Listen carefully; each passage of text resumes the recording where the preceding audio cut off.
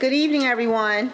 Good evening. Thank you all for joining us today for our December 17th, 2024 York City Council meeting. At this time, we will have public comment. And I would remind everyone to keep your public comment to 5 minutes, please. At this time, we would have Mr. Manuel Gomez.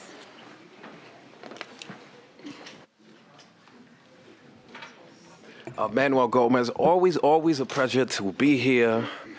I've been warned by the wonderful city clerk to be very circumspect. I shouldn't have put my topic there, because it's a very slight critique.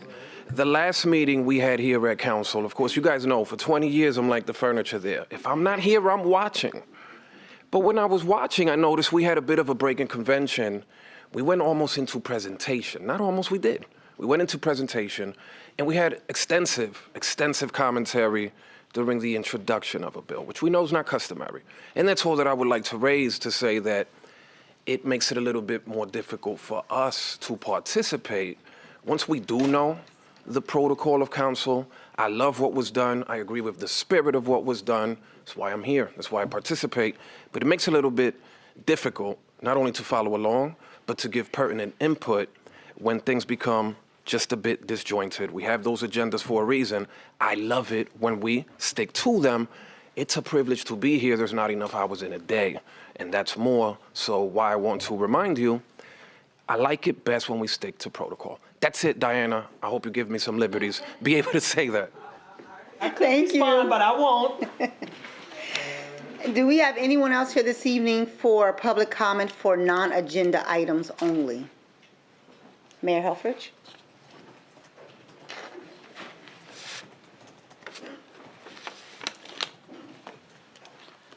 Good evening, council and everyone. I just wanted to respond to some comments from last meeting from Michael Walker. He suggested that we put together a committee. As we know, we are possibly moving into an era of, let's just say, different treatment of immigrants in this country. And he suggested that we prepare by putting a committee together so that we could engage the rest of the public. Perhaps there are some things that the city may not be able to do anymore, but we know that other nonprofits and other philanthropists can do those things. So we, myself and Claire Toomey, the executive director of the Human Relations Commission, put our heads together and brought in Ricardo Quintero, my executive administrator, and Miguel Soto from her office.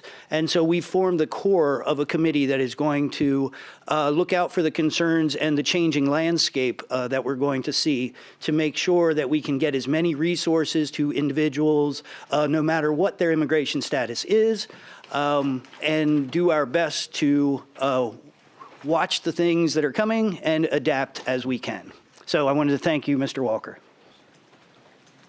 Thank you. Is there any other public comments this evening regarding non-agenda items? Okay. At this time, it is 6:03 p.m. and we will call our legislative meeting to order. Madam Clerk, may you please call the roll? Bub, Here. John Askew, Here. Dennis. Here. Buckingham. Here. Washington. Here. At this time, we'll have the Pledge of Allegiance. All who are able to stand. I pledge allegiance to the flag of the United States of America and to the republic for which it stands, one nation, under God, indivisible, with liberty and justice for all.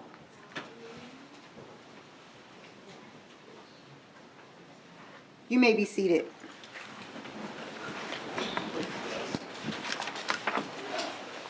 At this time, we have action on previous meeting minutes of December 3rd, 2024. I make a motion to approve the meeting minutes of December 3rd, 2024. Second. It has been moved and seconded. All in favor? Aye. Anyone opposed? That moves forward. This evening for presentations, awards, and announcements, we have Ann Yost from YSM Landscape Architects. She will give a brief presentation this evening on the Parks Master Plan. Ann? Also joining me is my partner Chuck Stradowski. So we're going to tag team this, but keep it as short as possible. YSM has been working on a master plan for 4 parks in your city. We started with Farquhar, but then additional parks were added. We looked at Kiwanis Lake, Noonan Park, and Bance Park. So we began a master planning process in the middle of last year. This is our process. We started goal setting with a committee. The committee was put together by the city. Different agencies as well as residents were on the committee. We looked at the sites, did needs assessment, basically reaching out to the public, getting their input, and then kind of a linear process of conceptual design, pre-final design, final design. Ultimately, we looked at maintenance and operation of the park after it's developed, analyzed construction costs, and then did a phasing plan. So that's our design process. Now we just have a couple quick slides. These just show maps that this is Bance Park. We looked at the slopes. We looked at the things that influence the park site. And likewise, on the other 3 parks together, we have Noonan on the far west, Kiwanis, and then Farquhar on the right side of each of those maps. We did an online survey as one of the ways we reached out to the public. Other ways, we worked with the study committee, of course. We did some specific key stakeholder interviews. We did an online survey, and then we had 2 open houses and a public meeting in which to garner information from the residents about what they'd like to see improved in each of the park sites. Just on the survey itself, I think 263 people did respond. It was open for quite a while. And you can see here the first question, and it's hard to see in the green, I can't read that, but it's what are the most popular experiences you're looking for when you visit the park sites? So number 1 was experience and enjoying nature, just spending time outside, relaxing and attending special events. Those kind of were the top things we heard. And then we had another question that we asked for each of the parks, and the first 2 parks here are Farquhar on the top and Kiwanis below. And again, you can't read the green, but the question is, what recreation facilities should be improved or added to Farquhar and then Kiwanis? And you can see restroom, shade trees, benches, restroom, benches, shade trees. Kind of tells you a little bit there. What people are looking for is they want to be comfortable and find visiting the parks convenient and enjoyable when they spend time outside. So if we go to the next slides, the top one is Noonan and the next one is Bance. And again, they'd like to see improved restrooms, parking, spectator areas, restrooms, benches, court lighting. So there are a little variation between the park sites, but you get the general picture of what people are looking for. They're not saying, wow, we need this big new facility. They're saying, take our parks, make them better, more comfortable to use. So the next slide is the guiding principles that we used as we developed the 4 master plans. And again, that's probably hard for everybody to read, but I'll go through them quickly. Celebrate the unique settings, context, and history of each of the 4 sites. Improve existing park facilities and introduce new recreation and support facilities desired by residents that are compatible with each site. Next is improve safety, accessibility, convenience of spending time in the parks, and the overall quality of the parks. Then we have preserve, protect, and enhance the natural areas and resources of the parks. And lastly, consider and introduce improvements to accommodate city resident programs and special events. So, and as always, as we do master plans, making them accessible is one of the biggest things we do, making it so you can meet the requirements of the ADA throughout the parks. So Chuck's just going to quickly go through, but I will say one more thing. We are at the end now. The plans are done. We're open to any more comments and questions, but we do have a draft report that's been reviewed by the committee and DCNR that accompanies our work. And as Ann said, just a quick overview of each of the parks, some of the improvements that we proposed for each of the parks. So as you can see, the 3 parks together, combine, give over 40 acres of, really nice parkland in the northwest, portion of the city. So, and starting with Farquhar, again, some of the bigger improvements, certainly the band shell is highlighted in the design. The wonderful existing mature vegetation is maintained for the most part, where we can. And, improving the band shell, trying to get some improved pavements around there, improved lawn areas so the functions can function better. We've added a small pavilion to, again, add to the, to provide a pavilion in the park. One of the bigger changes in the upper left-hand corner is a large playground. So where the existing playground is, it's been removed. And we came up with, Farquhar Park, this woodland theme playground that would be like tree forts and, exciting opportunity in the woodlands there. It's adjacent to the existing pavilion that's maintained. Other features are added to Farquhar. There's 4 pickleball courts added, and where there are currently 7 tennis courts, we've maintained the 4 tennis courts and replaced the other 3 with 2 basketball courts. So again, there was an existing basketball court in the park. There was a lot of interest in improving it and giving more opportunities. So basketball was also included.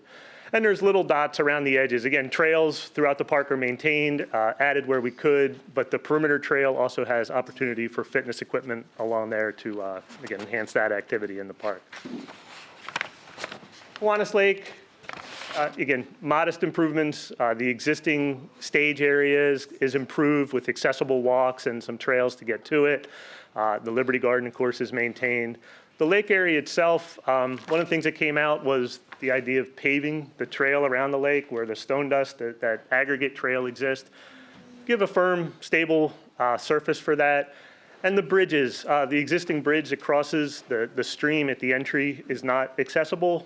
The idea of replacing that bridge, we moved it a little bit further upstream to create an accessible crossing. So you would have an accessible trail around the lake that doesn't exist today. At the spillway, the idea of adding another bridge so you could, again, conveniently get across. A fishing pier hangs off that bridge, for fishing opportunities near the spillway.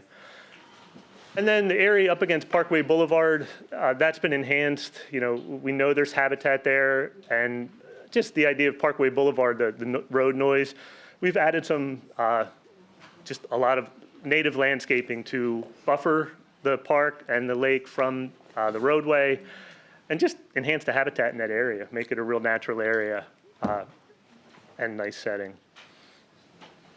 And for Noonan, again, Noonan's, the football field was treasured. I think improvements to the football field in its current location are proposed. The existing baseball field, it was removed.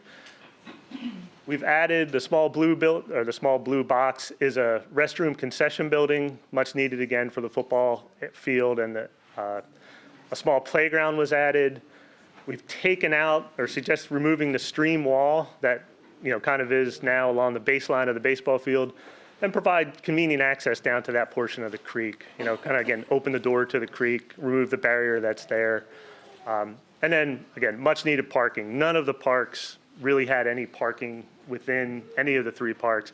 Parking's added at Noonan, particularly for football, but also along the street to enhance that. The baseball fields are maintained. There's 2 existing T-ball youth Little League fields that are there.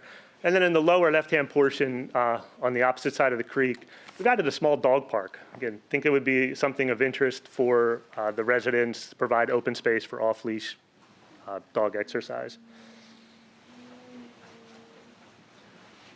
I mentioned parking in the park is at a premium. This is a little hard to understand, but in the plan view up above, of course, that is Farquhar and the playground and the lower portion, Kiwanis Lake up above.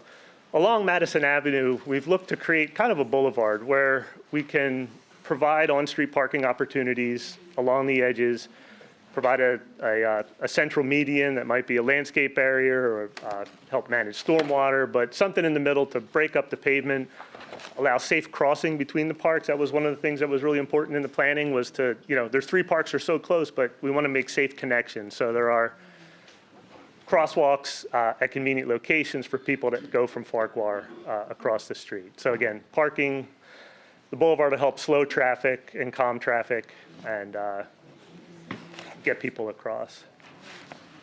Similarly, bike safety and pedestrian safety was talked about along Parkway Boulevard, along Noonan. The idea of adding a bikeway and kind of cleaning up the entrance along Noonan. Noonan is kind of this unraveled edge of pavement as it spills into the park. People casually park there during events or during football games. The idea of adding a separated pedestrian way that was, can be used by pedestrians, bicycles, keep them out of the lane of traffic, still allow on-street parking on both sides, but defined and, again, provide that safe access into the park. That's those three. And then for bands, again, major improvements. The existing basketball courts are maintained. The old tennis courts that were formerly situated above the basketball have been removed. We've added a small pavilion and just kind of a little gathering area with beanbag toss, horseshoes, picnic opportunity in that area to replace the existing tennis courts and something convenient for residents to use. Most of the trail systems are maintained in the park. The existing pavilion, which is the big blue box, is we've removed the playground behind it, or we suggest when it comes time to replace that, do a nice age-segregated playground that's unified and convenient to the facility. And then that central circle where all the trails, the existing trails kind of converge, there is a proposed splash pad for park users. So a place for kids to enjoy and get out of the summer heat and enjoy the park. Trails, there's additional parking provided on each side of the park, and then a trail along the Cadorus Creek as well to make connections east and west of the site. A restroom is also provided, again, convenient to the splash pad. So, and a small picnic opportunity down in the lower corner. So those, in a quick summary, those are the proposed improvements for the park, and I'll open it up to if you want me to go back and visit anything or anything you'd like more explanation on. Well, thank you for the presentation. We greatly appreciate that. I know work has been plans for this to occur in our parks, and I know our community is very excited about it and looking forward to it. I know we've had some questions, but I don't know if any of my colleagues have any comments or questions regarding the presentation. Hi, those look beautiful, and Farquhar was my childhood park, so excited to see the changes. But I know that Noonan has had a flooding issue at some point in the past. Can you speak to what, if you're taking any steps to protect the fields and buildings if there is some flooding, or if that's... There is a separate project that's proceeding, I believe, this coming year, that is stream bank stabilization that will address the flooding in Noonan Park. So that is ongoing and was considered as we worked on this plan. Super. And then one other question that I know one of Marie used to bring up, which is parking for people who are differently abled to get into Farquhar Park. And it sounds like you might be addressing that. Can you speak to that? Yeah, we are trying to address that. We have the parking along Madison, which allows people to get into the lower level. And then if you see in the very bottom right-hand corner of the screen, off of, is that Penn? It is. Penn, there's a parking area there that allows people to get in at the higher level. Okay. So we're trying to make those accommodations, yes. Super. Thank you. For me, the presentation looks great. I wanted to just speak on the commute between the two parks. I think that was excellent to find a safe space so that it's safe to get across from Farquhar to Newman. So I thought that was a great highlight of that. So thank you. Very good. What else? Any other comments, questions? I'll just make a quick comment. I was part of the committee, and one of the really interesting and fun aspects of the process was that Tom Landis took the questions to kids who use the park all the time and asked kids what their preference was. And some of them were little kids. Mm-hmm. They were great, Yeah. and they were incorporated. Yeah. Yes. Yeah. So, Well, thank you. Very good. Well, our next step is to finalize the report. And I'm going to be working with India Banks here in Wonderful. the city to pursue some grant funding. Great, So we can start to do some of the improvements. thank you. Thank You you. know, one last thing I wanted to mention, which is the pavilion is a treasure, and the pavilion has experienced vandalism in the past.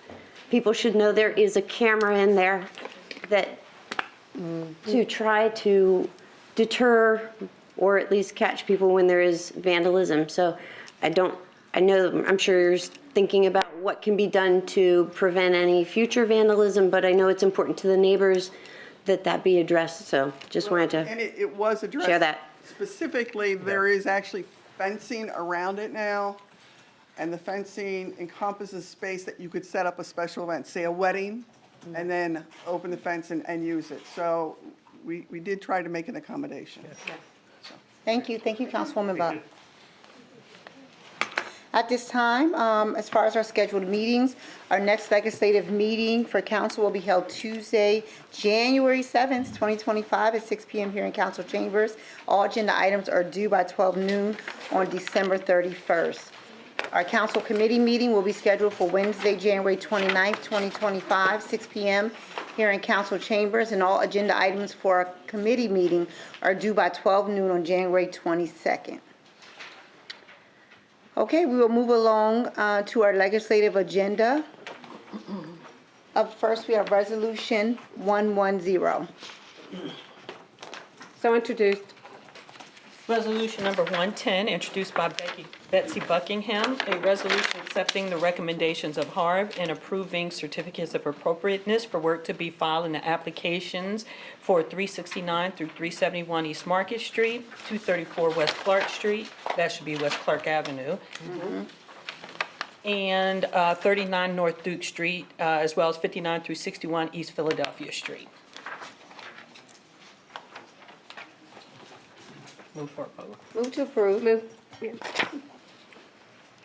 Second. It has been moved and seconded. Is there any council comment regarding this at this time? None. Is there any public comment regarding this? 5961 Philadelphia Street. You gotta come up. That's correct. Yes. You gotta come up, right? You, sir, if you can please come to the podium.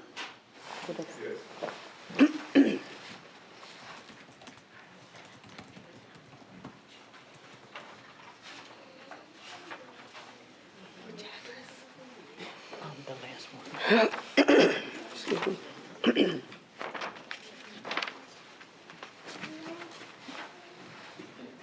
If you can please state your name and then give your comment. My name is Miguel Mendoza, and my partner is Amalili Serrata. We opened a restaurant, Mexican Grill, in 65 Philadelphia Street.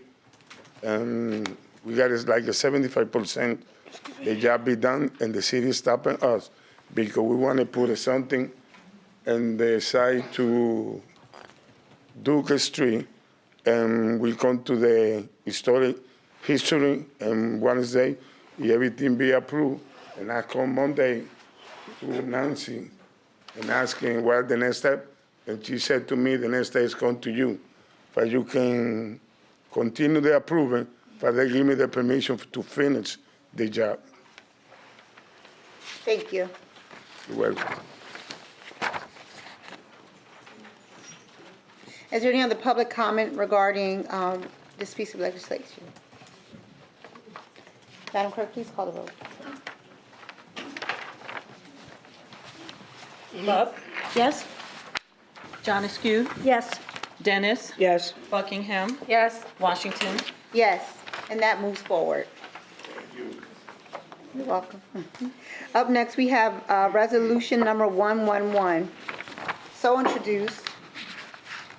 Resolution number 111, introduced by Aquina Washington, whereas Johnston and Associates for York Art Association submitted a waiver for preliminary final subdivision plans submission approval for stormwater management report and erosion settlement control plan for an expansion of existing parking lot at the property located at 591 Linden Avenue. And whereas the applicant has requested waivers, and whereas the plans are in accordance with the city's ordinances, and whereas the Planning Commission recommended approval conditioned upon C.S. Davison's final review, now therefore be it resolved, council hereby approves said plan. Move to approve. Second. It has been moved and seconded. Is there any council comment regarding this? I just want to say I've been really pleased to follow this through the planning and the zoning process, and I think this is an excellent reuse of this church building, and it's going to really be a benefit to the community. Thank you. I believe we have representation here. If you,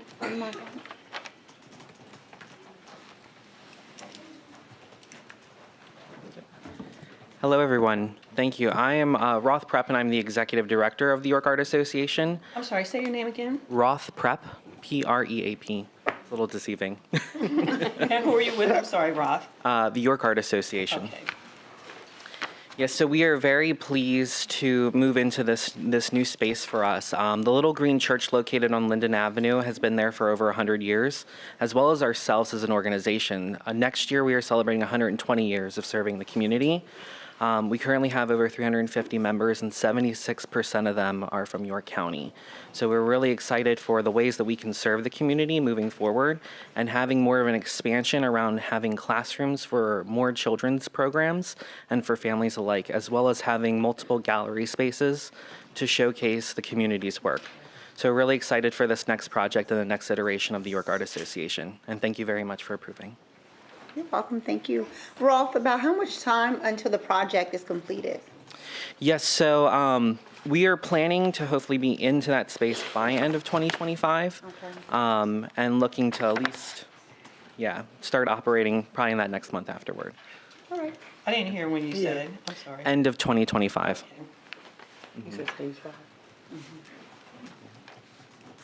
Thank you. Thank you. I would just like to say, as a neighbor, we welcome you to the neighborhood. Thank you. Is there any other comments from council? None.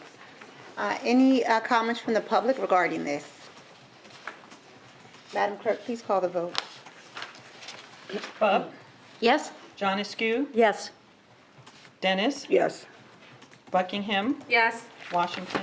Yes, and that moves forward. Up next for final passage of bills and resolutions, we have final passage of bill number 44. Move to approve. Second. It has been moved and seconded. Is there any council comment regarding this? Yes. I'm sorry, let me just let them know that this is passage of the 2025 budget. That's what you speak. All right. That's rare, right? Nothing to say. Okay. So I wanted to start by saying I appreciate the public hearings that the administration provided on the 127-page draft budget back in November. I appreciate the effort that the department directors put in when building their budgets, and especially the business administration team working with the new tool that was supposed to simplify that. Presenting the budget at the granular level without written summaries or narrative explanation did not give you the credit you deserve for the hard work and thoughtfulness you put into it. But it also did not give the public an easy to digest understanding of where the tax money goes. While we have a proposed tax rate that is not changing, could we have lowered it even further? Or should it have been increased to avoid shock down the road? Are we balancing the budget solely on wastewater sale proceeds? The budget includes an almost across-the-board 3% salary increase for staff without regard to performance evaluations, and funding of over $10 million in back pension obligations. If the administration has a goal of transparency, a document summarizing these major initiatives, funding inflows, and uses would have helped me. Hours of televised hearings could have been better summarized in advance to aid questioning and understanding at the 2 hearings. Regarding the wastewater proceeds that we are thankful to have to keep the tax rate flat, what is the plan for converting the remainder? And is there an accounting of that remainder into a revenue generator so that we do not have an extreme tax rate increase when they are gone? The treasurer budget has revenue of $33 million. The general fund budget, as I read it, is $70 million. So $37 million is from other sources, but I found it difficult to identify them given the granular level of the budget presentation. And how much of the funding is rollover funds from previous year. Another reason a narrative would help is to spell out the acronyms and the history of how we got to a $70 million general fund budget. When we were, well, 25 years ago, it was only $25 million. So maybe that's normal increase. The 70 million looks to me just to be the general fund. The grand total, as I'm reading it, is 143 million. In expenditures, I may be incorrect, and look to hear correction if I'm not reading that correctly. The city is years behind in financial reports, but working on it. But those would be useful for assessing the current budget that you're asking us to approve. I will approve this budget, but I expect more narrative and summary information next year and reporting on behalf of the public to make it easier to understand what is proposed. Thank you. Thank you, Councilwoman Bub. Are there any other comments, council? Are there any comments from the public this evening regarding? We're very thankful that we could provide you with this budget this year, the 2025 proposed budget. Included in that, you will find all of the final ARPA allocations. So we're wrapping up that program. There may be some slight adjustments as we move forward through the year, but we're very happy that council could work with us, and we could provide all those important resources to the public. I do want to make have a couple of responses, although there was a lot packed in there, Councilwoman. But no, the budget could not be reduced. So I can answer that right away. We are as tight as we can get. This city spent many years cutting staff. Our public works staff cut by more than 50%. We cut firefighters. Previous mayors have done, because we haven't been, this isn't new that we are in a tight budget. What is new is that we have the resources to answer question 2, which is, was it balanced with wastewater treatment plant money? Absolutely, yes it was. That was the reason we sold the wastewater treatment plant. What that actually did was put us in a position where we were going to have to raise taxes back in 2019, I believe it was, by 48% just to accommodate those expenses that year. Not to mention the ever-growing by about 7% annually over the long term is how much the budget grows. To jump ahead about why in 25 years it went from 25,000 or 25 million to 70 million, the same reason the cost of having a house did. Same reason the cost of groceries did. And that 3% COLA for the employees barely kept up with inflation. So, you know, if we do not keep our employees at least even with inflation, you're effectively paying them less than the year before. And that's certainly no way to reward great performance. When it comes to performance, we are implementing a new tool that will allow us to do more specific evaluations of our employees. So we're kicking that off this year. We're very excited about that.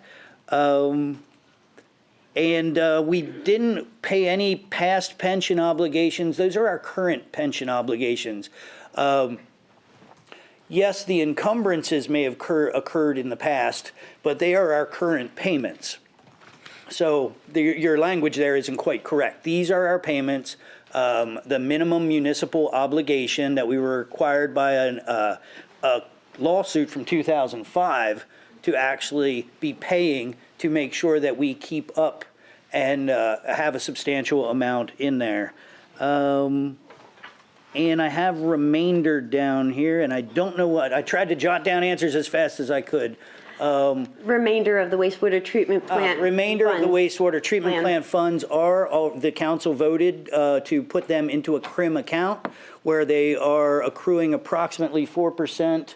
4% interest annually, so that is what has allowed us to balance the budget. Probably, I don't have the number off the top of my head, but with $170-some million in the account at about 4.5%, we earn about $8 million.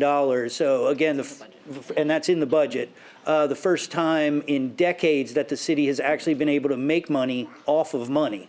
So we're very happy. This is money that's coming in that doesn't have to come from the taxpayers.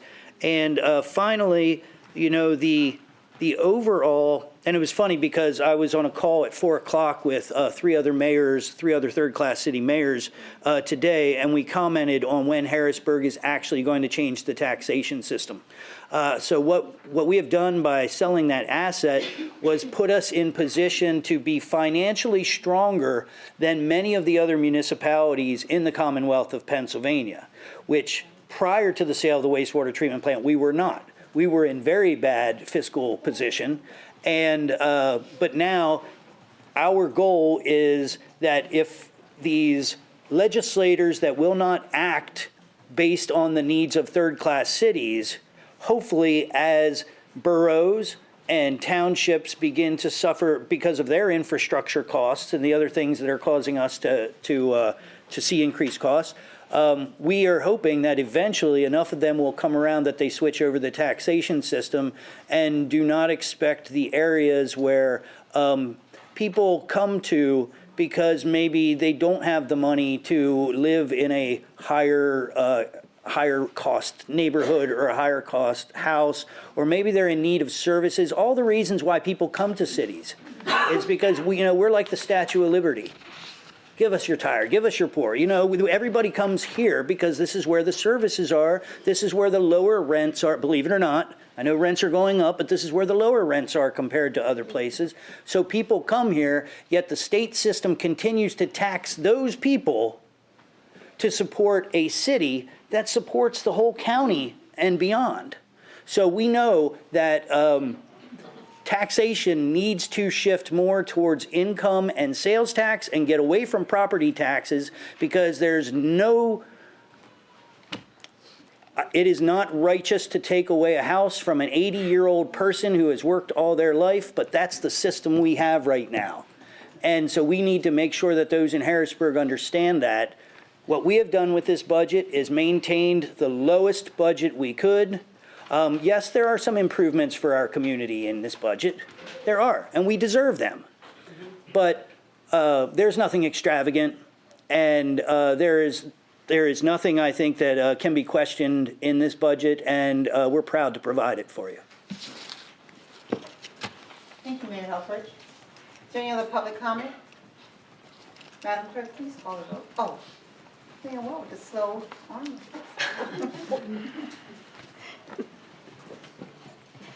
Manuel Gomez, once again, to the esteemed Councilwoman, Madam President, I'd like to say that Councilwoman Bupp's comments are like a bird song to my ears. But I'd like to remind you guys that council individually, as council members, you're not bystanders in constructing that plan we call a budget. As a body, you are certainly not bystanders then. What you would like to see going forward, perhaps, keep that framework in mind. And please don't take this the wrong way.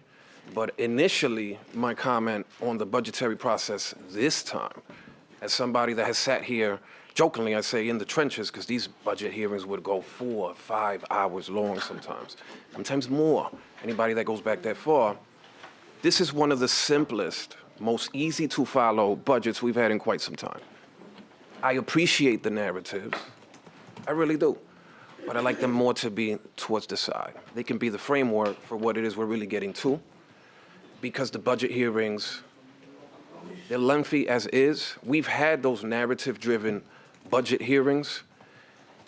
It could be said sometimes they drew more participation. I don't believe so. I think it's more about, is the city tackling its deficits? Is it giving money away? We had the influx of COVID funds. All of that impacts participation to one degree or another. I think the simplification of the budget that we have in place now will make it easier to track where we came from, where we will be going. Oh, I have a lot to say. I sat quiet as a mouse for a reason, and that's because I was more trying to appreciate the changes as they take place, and everything systemic that's going on, it's a retread. It's a retread. We've known about the deficits. We know what we need to do in terms of cash flow and tax rates.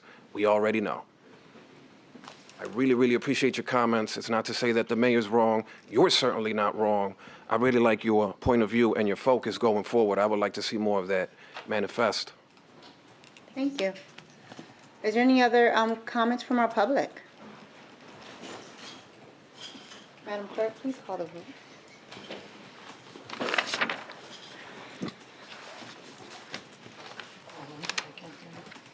Bub, Yes? John Askew, Yes. Buckingham, Yes. Dennis, Yes. Washington. Yes, and that moves forward. Up next, we have final passage of Bill number 45. Move to approve.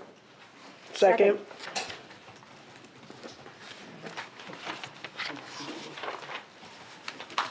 Okay, and that was Bill number 45, and that is establishing the tax rate for 2025 for the sum of $18.97 on each $1,000 of assessed valuation. It has been moved and seconded. Is there any council comment regarding this? No. Yep. Just briefly, I had asked where how the 1897 amount was calculated, and I got a great answer from Business Administrator Robertson. Would you mind reading it, or would you like me to read it from that email? It's for the benefit of the public so they understand. Sure. I appreciate where you're coming from with your question. You were essentially looking for the calculation to how do we get to the millage rate that we need for the budget. And what I explained is at this point in time, we do it the other way. We know what we want to keep the millage rate as, and that it can be calculated as to what that is in terms of the maximum tax revenue that we would receive. Treasurer Jeffcoat does take into account then historically how much essentially we expect to get, because we don't want a budget that will get it all, and we don't. So then from there, I believe we're at a 90% collection rate. So from there, we build our expenses around what revenue we expect. So then, and then as the mayor said and was stated, from there, we know that we do not have enough revenue coming in from the real estate taxes and the other revenue. So we are backfilling with proceeds from the sale of the wastewater treatment plant, with the sole purpose of those going towards employee health care costs, the MMO pension payments, and any of our remaining general debt obligations. So that was just kind of flipping the thought behind how we get to that number. It's more like we have that number. We don't want, as much as we'd like to lower it, we're definitely not going to increase it, and so we work from there. I appreciate the edification of the public so they know where it's coming from. So thank you. Thank you. Any other council comment or questions? Is there any public comment or questions regarding this? Madam Clerk, please call the vote. Bub, Yes? John Askew, Yes. Dennis, Yes. Buckingham, Yes. Washington. Yes, and that moves forward. Up next, we have final passage of Bill number 46. Move to approve. Second. Second.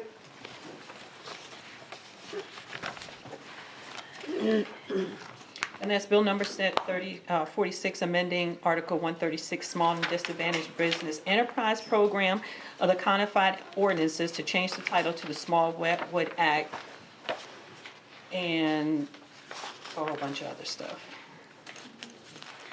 I would like to make a motion to amend Article 136. Second. Has been seconded. All in favor? Aye. Aye. The amendments that I would like to suggest this evening, under 136.01, striking the mention of BIPOC and changing that to local in that paragraph in both instances. Also, if we move to 136.04, the first sentence, the EBOC is composed of one designated employee. We would like to add or commission representative. And those are all the amendments that I have this evening. Is there any council comment regarding this? And Queen, I don't know, I had heard that it's possible that we had some family members from the Smallwoods here, and I didn't know if you're aware, if you were I'm going to very aware of that. introduce, if you're going to introduce them and do something. Yes, we are. Okay, great. I'm very I didn't know. aware of that. Thanks, good. Thank you. That's it. Any other council comment? None. Thank you. Okay, before we go on to that, so there's a motion from Yep. President Washington to amend the bill. Is there a second to that Second. amendment? Second. Okay, I will now call the vote for the amendment. Bub, Yes? John Askew, Yes. Dennis, Yes. Buckingham, Yes. Washington. Yes. And those amendments move forward. At this time, we do have some family here in the audience and some representatives of the Smallwood family. And we also will open it after that for any public, for any comments. So at this time, if there's anyone that would like to speak, please come to the podium. We're asking everyone 5 minutes, please. And please state your name. Good evening, everyone. My name is Daniela Smallwood. I am the youngest daughter of William Lee Smallwood. Bear with me, I'm excited and nervous all at the same time. And I don't get nervous very often.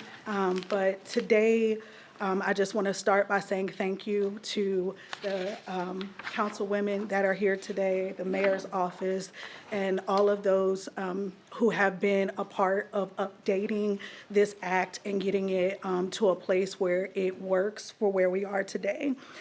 For those who do not know, William Lee Smallwood was the first African-American president of the city council and the second African-American to sit on the city council of York City. Right after the York Charrette, which was a time of healing and reconciliation for the city of York after a lot of things that had happened in the city. And as he stepped forward into public service, he sacrificed a lot to really look forward to how we bridge the gap and make sure that every single citizen of York City and York County has the opportunity to build a life for themselves and to be able to build businesses and have economic equity. And so that was his vision, that was his passion. And so as we gather today, discussing the Smallwood Act, for us, it's more than just legislation or a formal milestone.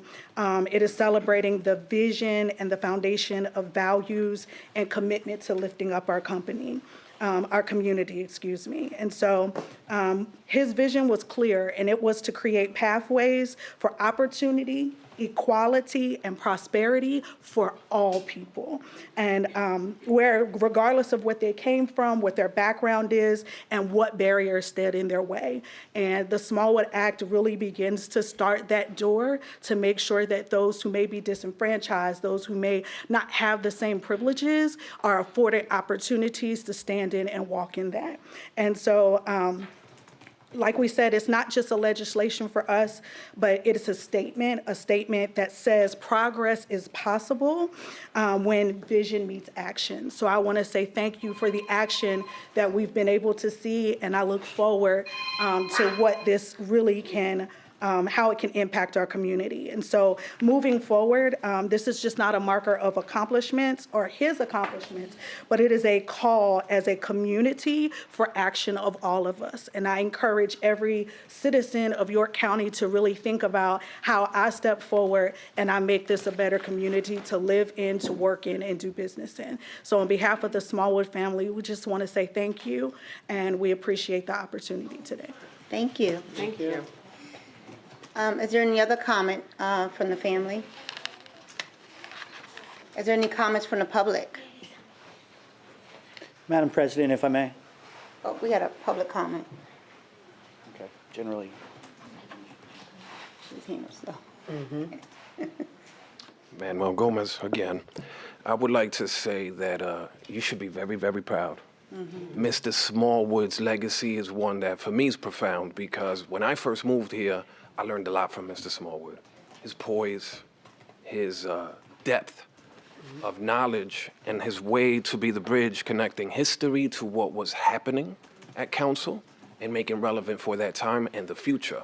If we could pattern ourselves to be a fraction of that, we'd be a lot better off. Doesn't matter if it's the budget, civil rights, anything that happens in the city, if you could be part of that continuum and not forget that we're just part of a lengthy, ongoing process. It's not about us. And that's what I got the most from Mr. Smallwood. You never really knew because he was so unassuming until he would begin to speak. And I like to see that that vision still flourishes. I consider him always one of our dearly, dearly departed. And it's an honor and, again, part of the privilege to be here and to even speak somewhere where someone like Mr. Smallwood, who I always considered a bit of a mentor to me, was part of the process right here in York. And for us to see it still be alive, that's why I always come back. Thank you. Mayor Helfrich. No, I just want to thank the council, thank the previous council members. As I look back, ending my 7th year as mayor, the one thing that was a constant in the first 7 years was working on this. It took that much. We invested over $100,000 into working with the country's top attorneys to craft this. The council members have had their input. The staff has had, it's just been a very complicated, but now a very fulfilling process. And also as a friend of Lee, I think we're doing him right. And so I'm very excited that for the first time in a long time, there is hope that we have a process that can meet the goals that he set 30-some years ago. Thank you. Thanks again, council. Thank you. I would just like to share to Daniela and your family and to our community. It's an honor to even have the privilege to stand in the on the shoulders and walk in the legacy of your father. He was a very intelligent, wise man, and just an honor to even be able to sit in the seat that he once sat in is a true honor. And, you know, and to even have the opportunity to work on this with our previous council now, I would just like to recognize our previous council president, Sandy Walker, who kickstarted this initially with Mayor Helfrich in the administration. And today, hopefully will just be another day that we will be able to move forward with this. Another proud day for the city of York, another proud day for us to keep the legacy of Mr. Smallwood alive and working and moving in our everyday actions here in the city of York. So thank you. Any other? I just wanted to say it's beautiful to see legacy continue on. A lot of people, you know, at times don't really appreciate that, but it's good when you can note someone and then see their family continue on that legacy. So continue doing the work and continue that legacy that is a great legacy to keep moving on in this community. Thank you. Is there any other comment? Any other public comment? Madam Clerk, please call the roll. Okay. Now, I would be really wrong if I didn't say something about Lee. That was my homie right there.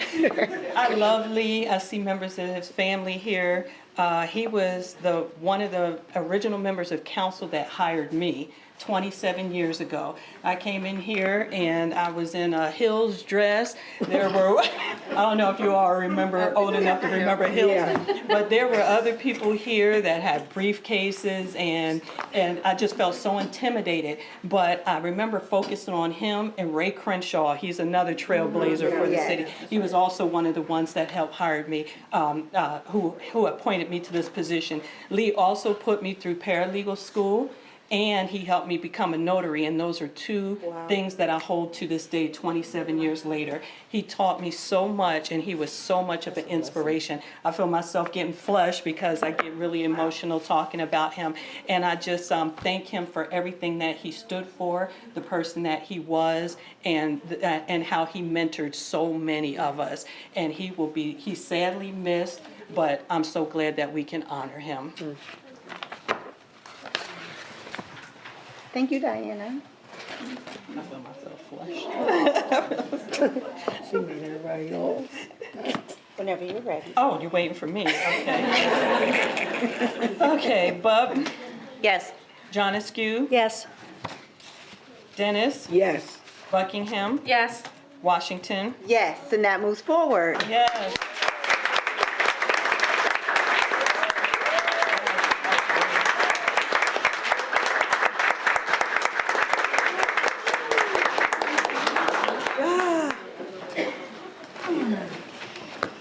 Okay, up next on our agenda this evening, we have final passage of Bill number 47. Move to approve. Second. That has been moved and seconded. Do we have any council comment? This is the trust act? Yes. Wait, which one's? Yes, I have one comment. I was not here. I was not here for the last meeting, but I had, attended remotely, and I had so hoped that we could, move this to committee. That motion failed.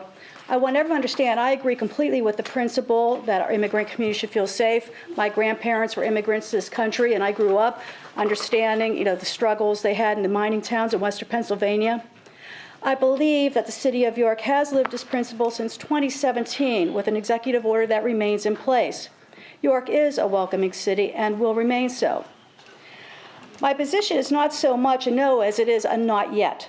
I looked into Lancaster's process and found they spent a better part of a year weighing the impact that this bill would have on its other policies. They took their time, they deliberated. It passed, but they took that time. I believe the City of York should likewise proceed slowly. It's my concern that that would be the best way to serve everyone while understanding we already are a welcoming city. That's it. Thank you. Councilwoman Janescu. Councilwoman Buck. Thank you. We do want to encourage trust with all of our residents to work with the administration and staff, and I likewise feel that Mayor Bracey's executive order from 2017 offers good protections. I support CASA, but I feel that we should do a little bit more work and wait a little bit more time. As the mayor previously explained, if we want to encourage more response from the immigrant community, why not give them tools? For example, we can set up language lines. I saw that there is telepolicing included in the ARPA MOUs.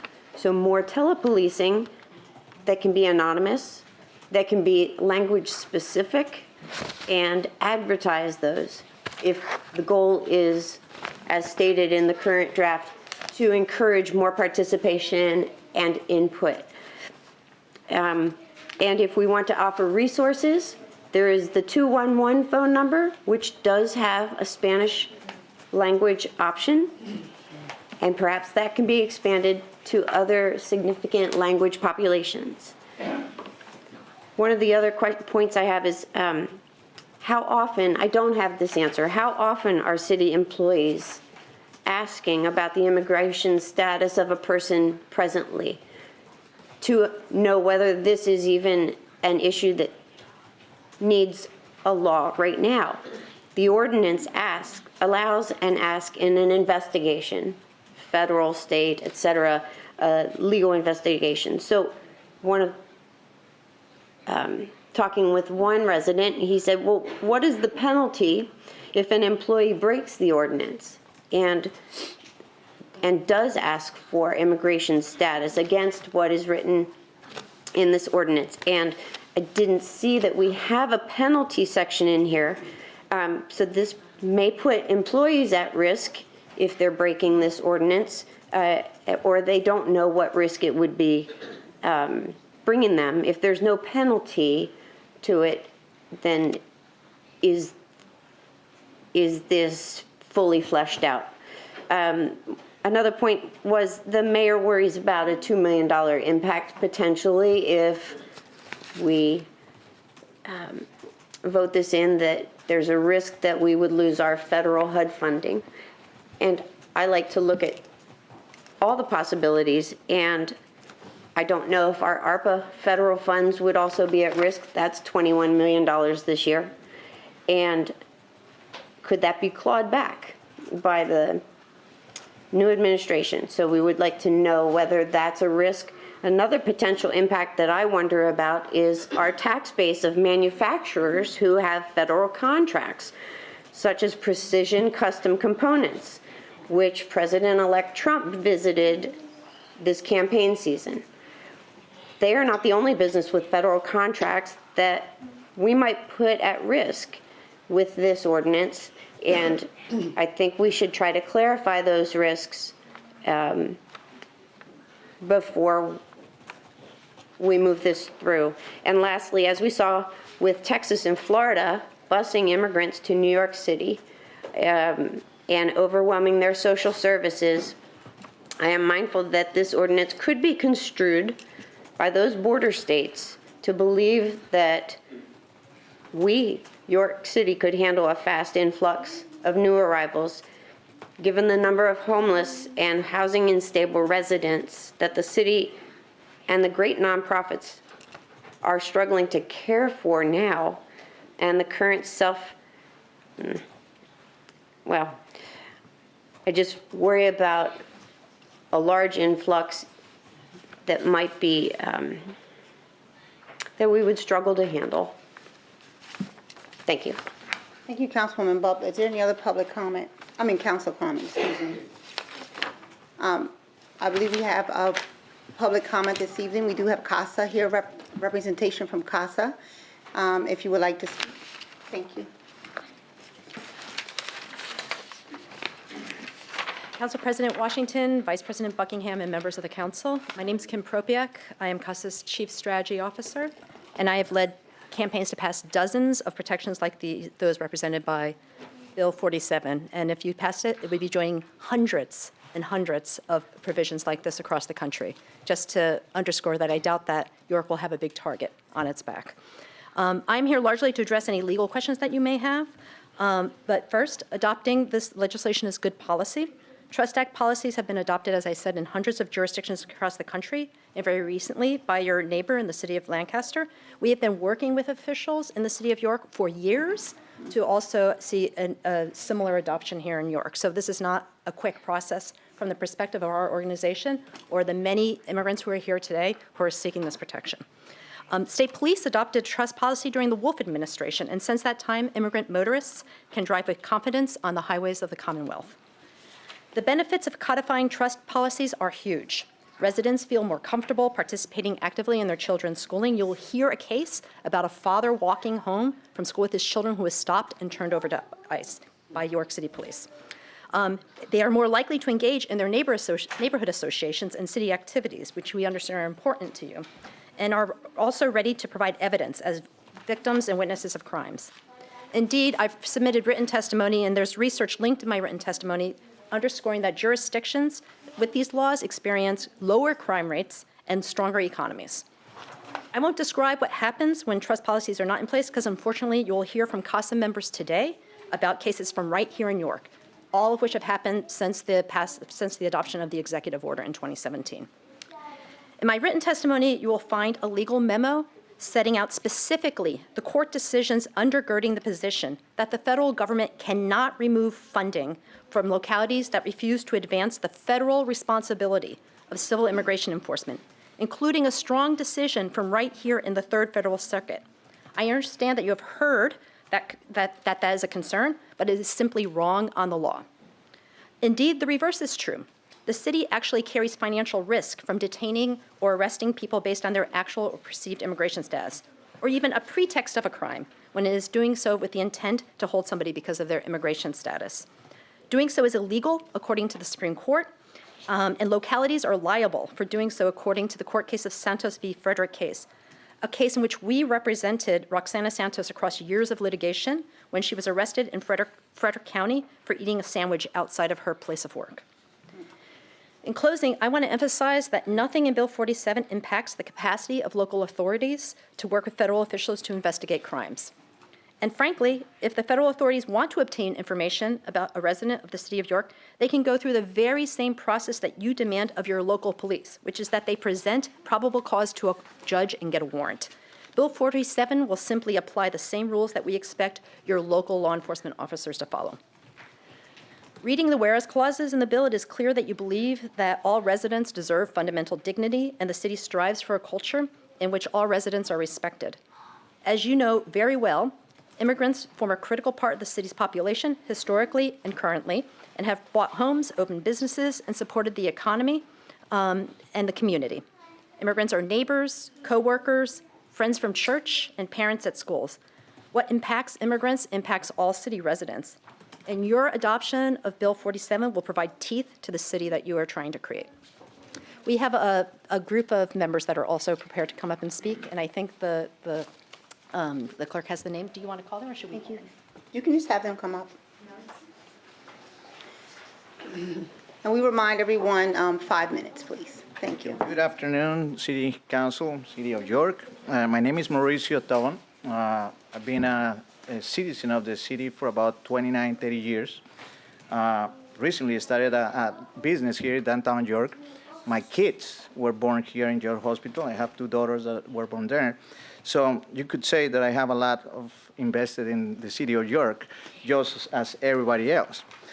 Just wanted to share with you a story about one of our citizens that went through the process of police contact, and just to answer a few questions about how often this is happening, how often is law enforcement asking for things not related to the reason of the police contact. So we have Mr. Torres, that is a member, actually a citizen of the city of York for almost half of his life. He currently has 4 kids. All of them are members of CASA. During the year 2023, Mr. Torres was coming from picking up his kids here at Lincoln School, and a few blocks from the school, he was stopped by police. During this interaction with police officers asked for identification. Mr. Torres provided a passport. The passport was a Mexican passport. During the interaction, police explained that this document was false, that it wasn't issued in America and it was false. Mr. Torres tried to explain that that was not the case. The document was issued by the authorities of the Mexican Council here in Washington, and the document was actually real. Well, police didn't believe this. Mr. Torres was arrested in front of his kids for no reason, just because he had apparently a forfeited document. He was arrested, taken arrested with handcuffs, and just later on being allowed to go back home after he called his wife with no charges. He was returned to the point where he was apprehended, and he was just let go there. His kids still remember the incident, thinking that why did this happen? The consequence for the family, not just for the family, but for all of us when this happens. So this is just one example that forces us kind of to support the bill introduced by the city president, council president. So we're here just to support and tell a few stories that invite us to think about this and probably do something about it. Thank you.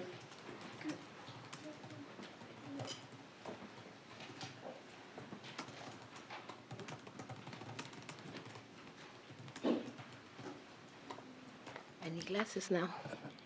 Good evening. Good evening. Good evening, all the beautiful ladies. My name is Dolores Minaya.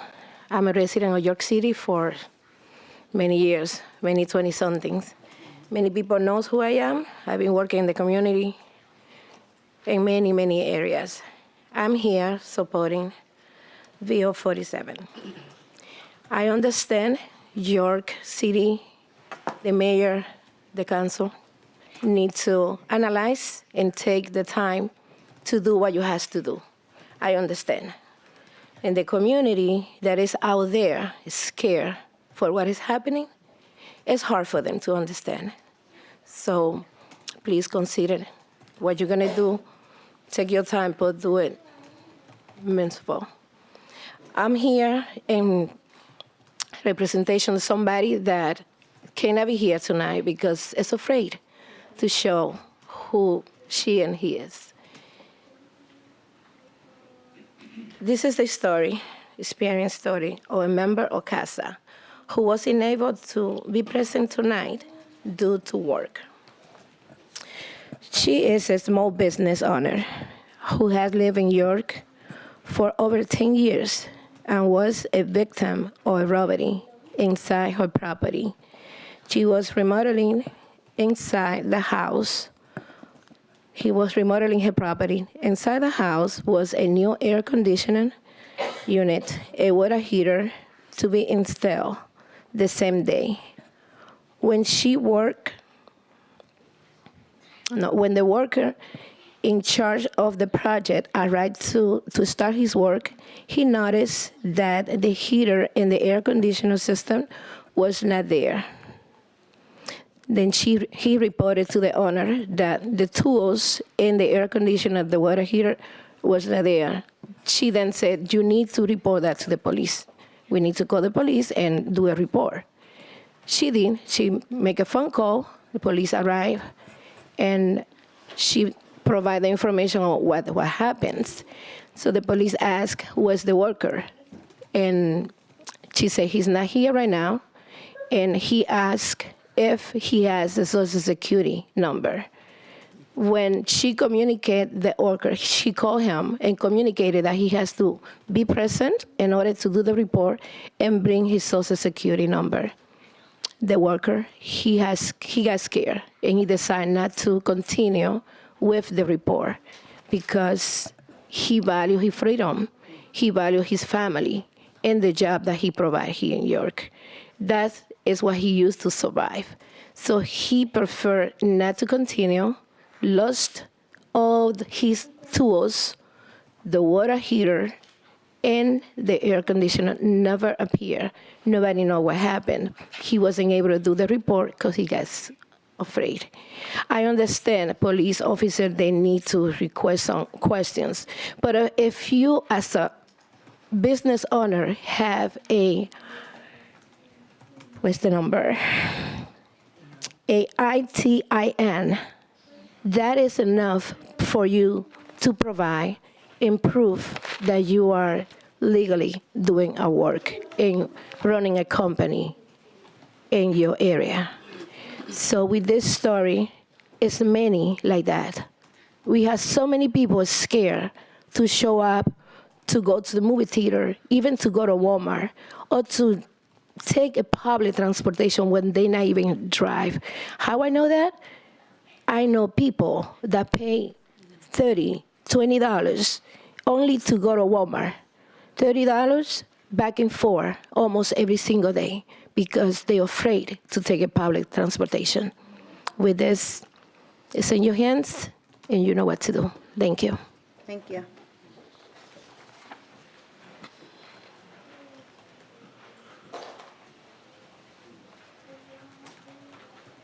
Muy buenas noches, soy Teresa Caicedo.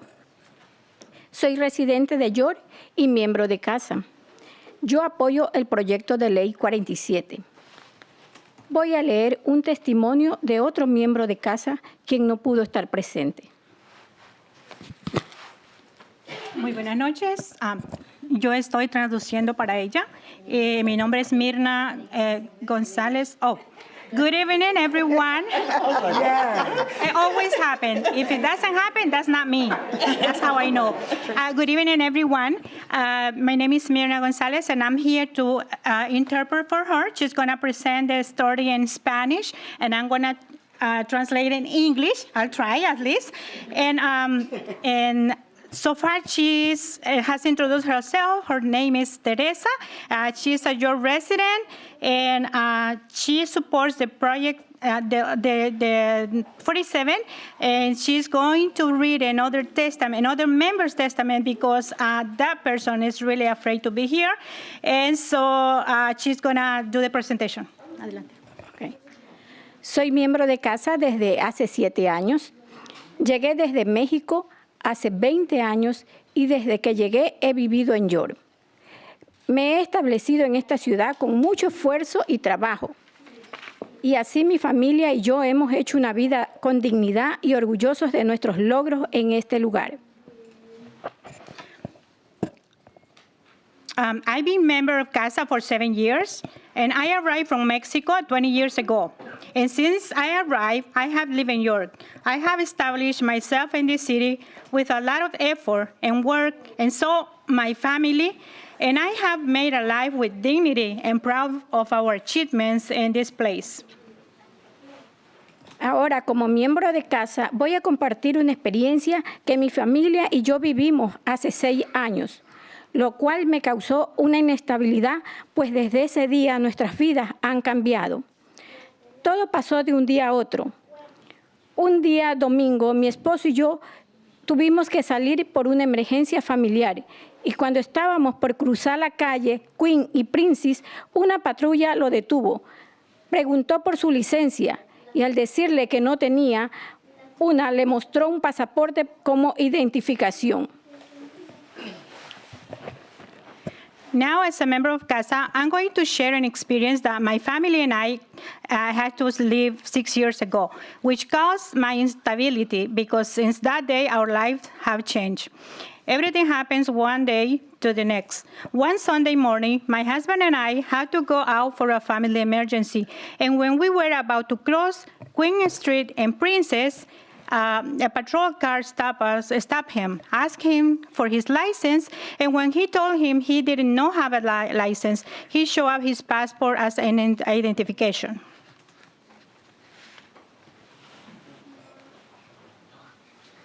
El oficial le dijo que tenía que esperar para que él contactara con Migración para confirmar su identidad. En ese mismo momento se comunicó con Migración.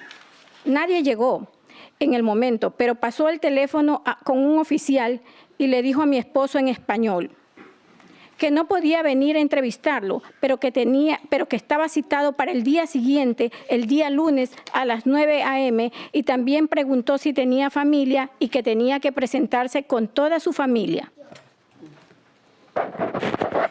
The officer told him that he had to wait for him to contact immigration to confirm his identity.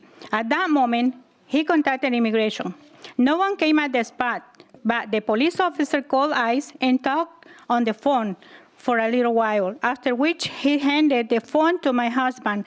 The officer on the phone told him in Spanish that he could not come to the interview in that moment. Instead, he told him, I have your name and address, so I will be waiting for you tomorrow morning at 9 a.m.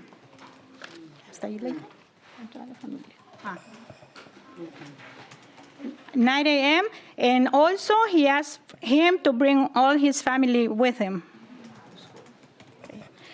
En ese momento el oficial nos dejó ir, pero nos invadió el temor de ser deportados y ser separados de mis hijos. Fue un temor que no podíamos controlar y sufrimos mucha incertidumbre. Y con las horas aproximándose para la cita con ICE, el temor crecía. Fue en ese momento que yo, siendo miembro de casa, contacté a la organización. Ellos me dieron apoyo legal y me acompañaron a mi cita con Migración. At that moment, the officer let us go, but we were overcome with fear of being deported or being separated from our children.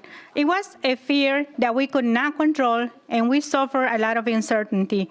And with the hours approaching for the appointment with ICE, the fear grew. I called my CASA contact immediately. Unfortunately, the organization supported us with legal support and accompanied me to the appointment with immigration. La cita para mi entrevista fue aquí en York y me dejaron una cita en la Corte de Filadelfia. Y desde ahí la jornada se ha intensificado y no tenemos ninguna seguridad en nuestro futuro. Vivimos el día a día con mucha duda y miedo. Since that day, we show up at the York office, and then we were cited to the Philadelphia office. Since then, the journey has intensified, and we have no security for our future. We live day to day with a lot of doubt and fear. Esta es la historia que comparto para que todos los que escuchen puedan concientizar en la realidad que nosotros como inmigrantes vivimos, la incertidumbre y miedo.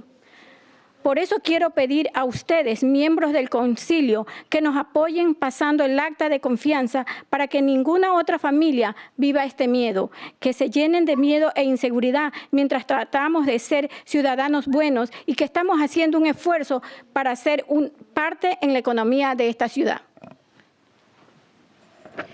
This is a story I share so that everyone who listens can become aware of the reality that we as immigrants live. The uncertainty and fear. That is why I want to ask you, council members, to support us by passing the Trust Act so that no other family have to experience that fear and insecurity while we try to be better citizens who are making an effort to be part of the change in the economy on the city. Thank you. Thank you. Muchas gracias. Thank you. De nada. Is there any other public comment this evening regarding this? Looks like I thought I saw a hand. Good evening. My name is Claire Toomey. I'm the Executive Director of the Human Relations Commission. I have no idea what it means to be a person of color who fears for their safety on the daily. And so I want to be as humble as I can, but I'm historically a redhead, and that comes very difficult to me. Historically, whenever there are issues such as this or concerns like this, it is always those on the margins, those who are oppressed, who are told to wait, that it is not yet time, and that we just need more time to prepare and to talk about things so that we get everything in order to make sure everything's okay. We should not be surprised that this is where we are right now. We have been well aware for over a year that there was the potentiality that the person who is now the so-called leader of this country would be exactly where he is. We have seen what those 4 years have done to people in the past. We should not have been surprised that it would happen again. It is beholden upon the citizens of this city to make sure that all of its citizens are safe. It is not, it should not be pressed upon those who are most vulnerable and those who are most afraid and those who are most at risk to fend for themselves because we're not yet ready. This is a historic concept. It happens like this all the time. Laws like this also serve others besides. What they do is they serve a message to the larger public, to people such as me with skin my color. A few weeks ago, the week after the election, we all know what transpired with the owner of the paddock. He was emboldened enough to use racist hate speech to the extent that he did not care he was being filmed. That was one episode. Imagine what not standing up for your citizenry will say to the larger community, both in the city and the county, in terms of what we hold dear, what we are willing to protect, what we are willing to stand up for, and who we claim to be members of our beloved community. There is no question here as to the right way to approach this. We must protect, not just physically, but emotionally, spiritually, psychologically, and trauma-informed to make sure that our citizens, our neighbors, our people are safe at all times. And if we can't do that, we have no business being in this business. Thank you. Thank you. Thank you.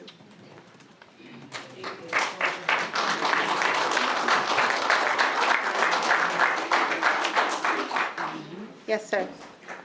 My name is Barry Ness, 370 Pennsylvania Avenue. I didn't have much time to look over the ordinance over this time period, some family medical problems over the last year or so. But I've seen this come up, and I'm here to support it. And I think the city needs this. If I think back in my history, I'm not really too sure whether it was 1802, 1803, or 1804. Some guy opened up the Louisiana Purchase to immigrants from anywhere in the world. I think his name was Tommy Jefferson. We had none of this crap that's going on now. Because he knew if we didn't colonize the center of our United States at that time, which is only 13 colonies, France, England, Spain, and Russia was going to come in here. The immigrants that come in here settled this country, made this country great. All of them. I don't care who they were. But I do have a couple of questions I'd like to specifically ask. One of them is in this ordinance. Is there a sunset or a caveat to end this particular piece of legislation when this crisis is over? I don't know. I'm asking you if there is or isn't. And I'm saying that because most times, most of our laws, regulations do not have what you call sunset time or caveats to end it or in a time period. I'm hoping that there is something in there, say like 5 years instead of 1, 2, 3, 4 because of certain elections coming up here and everything else and personnel changes. But I'd like to know if that's in there. I know the mayor is kind of on the hard pole here about, I think he's more or less scaring everybody about losing 2 million or 21 million or whatever because of some guy who's bloviating down here in DC or Mar-a-Lago, wherever. He's trying to put the fear of God in everybody, period. If you don't want to stand up and help out with this, even though you're quiet, we don't know you're here. I know you're here. I live here. I see you every day. You can help yourselves. Even the council's here willing to help. But you got to help too. And I appreciate that you are my neighbors. But I think you should, if the mayor wants to override this, put his veto on this, you should override it. I don't care what he says. One other thing I have is that we can also look to the governor. We are a Commonwealth of Pennsylvania, one state, part of a union, part of a federal system. Our governor has certain powers that he could tell El Presidente to go himself because we're not going to give him our National Guard. Our governor can tell our local police force nothing. Our governor can tell our police forces here in our Pennsylvania, you will not do what he wants because I'm telling him, go away. If I'm not right about those things, we should change them. And I hope council gets this all done before January 20th. Waiting longer is going to be bad, really bad. If you want to be scared of some old guy down here talking out of his mouth too much, then we have a problem. But the council's trying to help.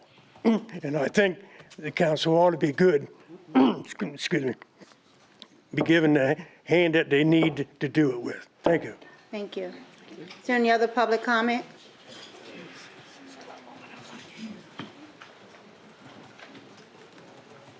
Good afternoon. Good evening. My name is Sherry Washington. I serve as the president for the York County NAACP. We stand in support of CASA, and I'm asking you to please pass this bill.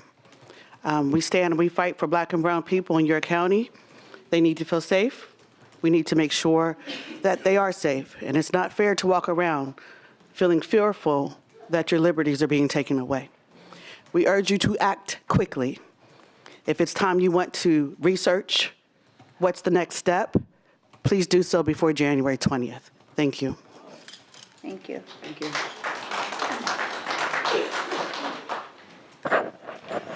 Good evening.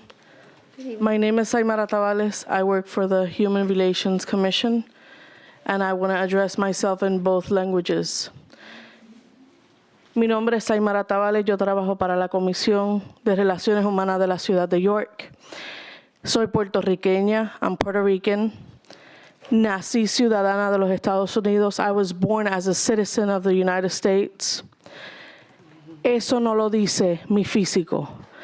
My physique doesn't say that. Only my birth certificate. Solamente mi acta de nacimiento lo dice. Y soy madre de 6 hijos. I'm a mother of 6 children. 4 who are adopted, 4 quienes son adoptados. Tengo un hijo dominicano. I have a Dominican son. And even he's in St. Thomas right now. Él está en San Tomás en estos momentos. Y aún allá ha sido discriminado. Even over there, he has been discriminated. I have 2 biological daughters who are with me here. Tengo 2 hijas biológicas que están aquí conmigo. Una trabaja aquí en la ciudad. My oldest works here in the city.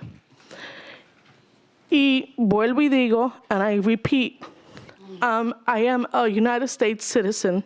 Soy ciudadana de los Estados Unidos. Y cuando uno va guiando, and when you're driving, and my daughter's here, a cop siren, y mis hijas escuchan una sirena de policía, and my 14-year-old, y la que tiene 14 años, freaks out completely. Se friquea absolutamente. Listen, soy ciudadana. I'm a citizen. My children are citizen. Okay? Y mi hija de 14 años se friquea, se asusta. My 14-year-old freaks out, becomes scared. I ask, Mami, what is it? I'm driving good. Yo le pregunto, Mami, ¿qué pasa? Yo estoy guiando bien. Mami, I thought they were stopping you. Mami, yo pensé que te estaban parando. ¿Pero por qué? But why? It's all good. Nothing's going to happen. Yo le pregunto, ¿pero por qué? Nada va a pasar. Todo está bien. Y ella me dice a mí, Mami, don't you know bad things happen to brown people when they get stopped by cops? Que ella me dice a mí, Mami, tú no sabes qué cosas malas le pasan a las personas brown o marrón cuando los paran las policías. And she's a citizen. Y ella es ciudadana. Cuanto más, no mis hermanos, que no lo son. Even more so, my brothers and sisters who are not. I say, pass this bill. Yo digo, pasen esta ley confianza. Gracias. No, thank you. Do we have any other public comment this evening? Yes, sir.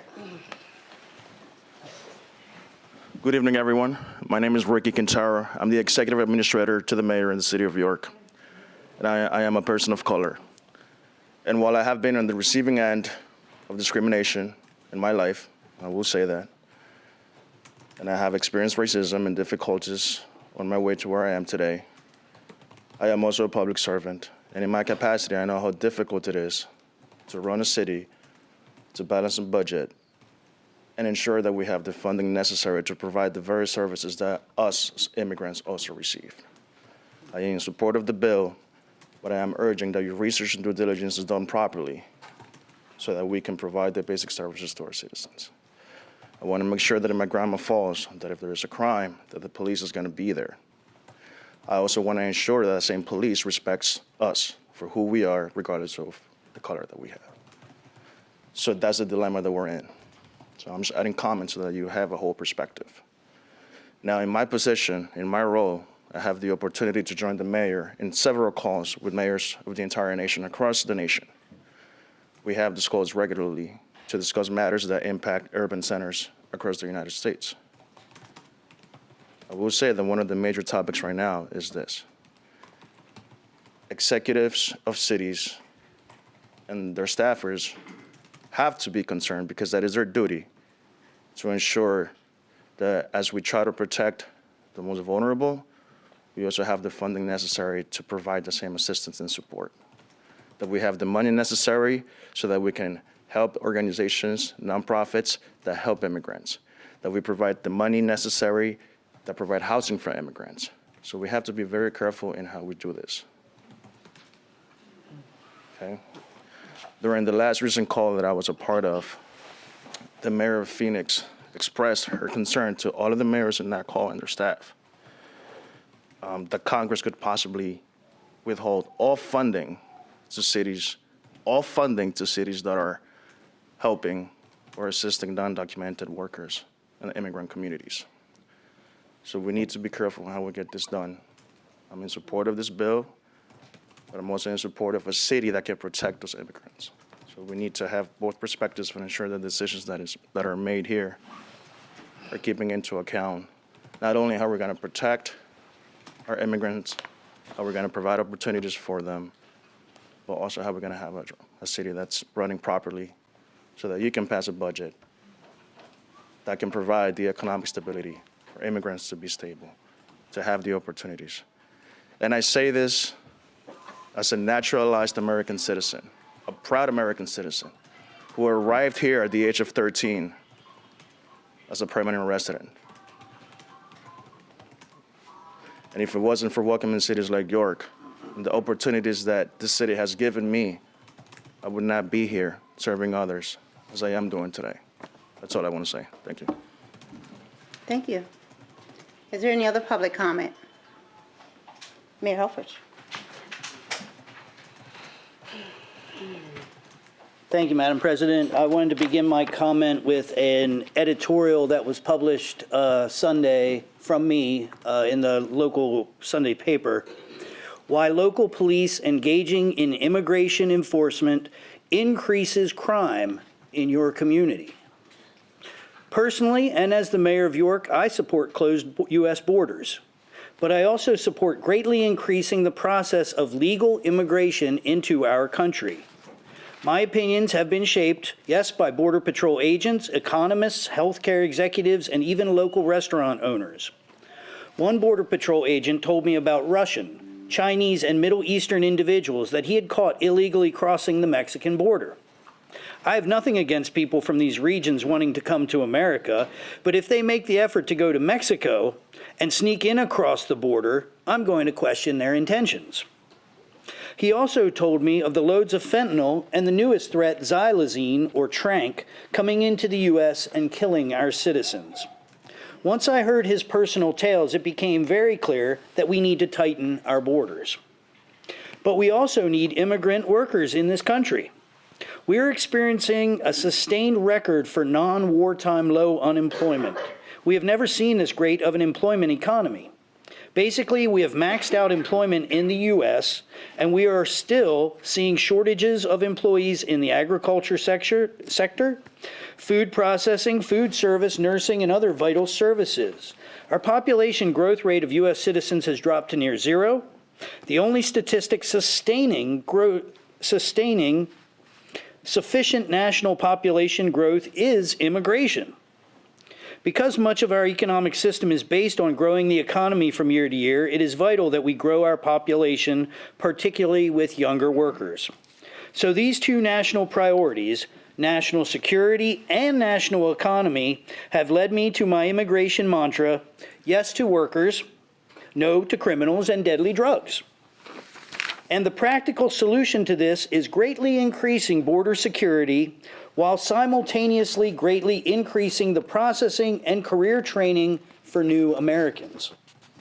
So how does this affect local policing and crime in our communities? Effective policing is based on trust between the police and the people they serve. The police play a role in enforcing our laws, but much of the ability to enforce crimes comes from the participation of the people of the community.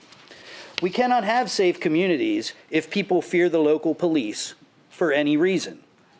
And making local police the enforcers of immigration policy makes many people afraid, even people of different cultures who are Americans and whose families have been Americans for generations. People that fear the police are less likely to report crimes. People that fear the police do not share information about crimes they have witnessed. People that fear police do not testify against criminals. Women and children who fear deportation more than a life of misery and abuse don't report violent abusers. When people fear police, more criminals go free and are left to prey on all of us. Additionally, if people are not embraced in general in our communities, they are less likely to participate in growing the workforce and starting legal businesses that grow the local economy and tax base. What they may do is engage in illegal black market or criminal pursuits just to survive. Because rule number one is people will do what it takes to survive, and the question of legality when you are starving is less likely to be the deciding factor.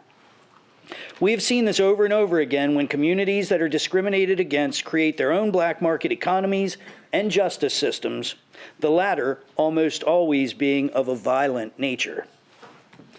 I'm writing about this now because the U.S. House of Representatives recently passed a bill, H.R. 5717, that could eliminate crucial federal funding for housing, infrastructure, and community development for communities who do not have their local police participate in enforcing federal immigration laws. While the bill has not moved this year, it is likely to see growing support in the coming years. As I've said above, I believe in the enforcement of immigration laws, but it has dire consequences to public safety if local police are the participants in that enforcement, or if residents believe that engaging with the police could in any way be associated with documenting and sharing names, immigration status, addresses, etc. This is not a matter of principle. It is a practical matter of life and death, the safety of all people. I've watched York City become a safer community as we build trust with all people, without regard for race, ethnicity, sexual orientation, gender identification, age, disability, or immigration status. Anything that breaks that fragile trust harms us all. If we as a country want to enforce federal immigration policy, then we should fund the federal authorities to do their jobs. We should not, we cannot sacrifice the safety of our communities because we don't want to fund the federal agency that has been tasked with this purpose. This reminds me of one last thing. Who is going to fund the extra York City police if our crime fighting time and efficiency is reduced because our police are now working on immigration enforcement? This looks a lot like another unfunded mandate from Washington, where we local residents foot the bill because the same people that want us to do this job don't want to be seen as raising taxes to actually fund the federal agency that's responsible. Congress and incoming President Trump, please increase funding to the U.S. Immigration and Customs Enforcement to secure our borders. Please increase funding to the U.S. Citizenship and Immigration Services to ensure we have the workers and people we need to maintain a strong economy. And let our local police forces do their jobs to protect us by building and maintaining strong relationships with all people under their care. We can do all of these things at once, but not if our local police are drafted into federal immigration enforcement. The York City Police Department is not allowed to participate in federal immigration enforcement unless there has been a crime involved. I have 3 different police officers right now trying to figure out what was talked about earlier, these anecdotes that I have heard. Now, since CASA came to York, I have been a friend of CASA. Most of you know me. I've been at your parties, I've worked on your advocacy campaigns, I've danced on your dance floors. I even tried my best to speak Spanish when I can. I have been here, and not one person has ever told me that our law enforcement was participating in immigration enforcement that is directly against an executive policy that I enforce. I adopted it. It didn't dissolve when Mayor Bracey went away. But not one person over all of these years has said, hey, look at this. Did you know that this guy did this over on West King Street? I didn't know about Mr. Torres. You know, did anybody tell me about any of these other stops or anything? No. So what I have here is some stuff to investigate. We've got some work to do. We continue to have more work to do because as far as I can tell, there is nothing in the Trust Act that is any different than what we already have in the city of York. Our human resources do not ask people about immigration status. Our police are directed not to ask people about immigration status. Now, if you were driving without a license and then you didn't have a document that showed how you were allowed to be driving, now you've crossed the line, you have committed a traffic infraction. And now you're into the justice system, so just be careful. If you do not have the proper documentation, you should not be driving a car in the United States. At least because that puts you then into the infraction category. And now you can fall into the justice system, even the city's justice system, because now they're trying to figure out who you are. But I mean, all of this stuff that was said tonight, there has not been one whisper of it to us. I have an officer that specifically looks at the actions of our police officers. I texted him. In the last 7 years, not one complaint against a police officer of the city of York for anything having to do with immigration. We cannot find one document that says we participated in the last 10 years in immigration. So I'm trying to understand what problem we're trying to solve. And the final question is, can anybody tell me what this act changes about what York City is already doing? Because, Mr. Stump, I am not as much worried, I'm sorry, Mr. Ness, sorry. I am not as much worried about what an incoming president has to say as I am about what Congress has to say. Because while historically, the representative of CASA, yes? Direct your comments to council. Okay. While historically, the president could not take away funds, that is absolutely correct, but that's history. Because now Congress is talking about changes of law. That is what we are talking about. We are talking about literally doing something that is going to incur the wrath of incoming folks into the White House and into Congress, just as they are passing laws saying that we have to participate in their enforcement and we have to eliminate services that we otherwise were providing without questioning immigration status. That is what is at risk here. And the $2 million to just finish, guess where that goes? 60,000 goes to CASA. Hundreds of thousands go to Crispus Attucks. This money goes to housing. This money that we're talking about risking for what I can't figure out yet, this ordinance that doesn't do anything that I can tell, we're risking $2 million of services that go to our community. And so all we have said is let us, and now I have more to research, let us wait to see what's happening in Washington, D.C. And I disagree. You don't wait. You don't do it now, quick before, because they're already watching us. It's too late for any of that. If we're doing it, it's going to be on the headlines and they're going to see it. And I don't think we are in the position right now to risk $2 million that is helping our community. I've stood with the Latino community, with the immigrant community. My mom is an immigrant. I have stood with you this entire time.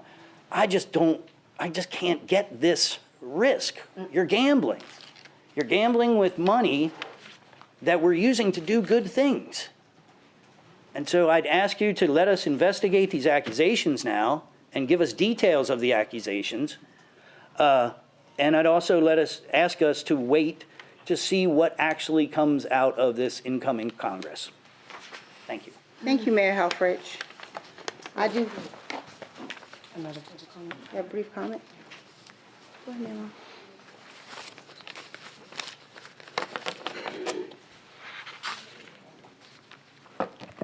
Manuel Gomez, resident, City of York, of course. I'll try to choose my words carefully. First things first, the attempt to scapegoat any of the city's financial harbingers that run systemic, and please do understand I've been here for quite a while participating, it's a slap in the face to me, and it's preposterous. Preposterous. So that's just that.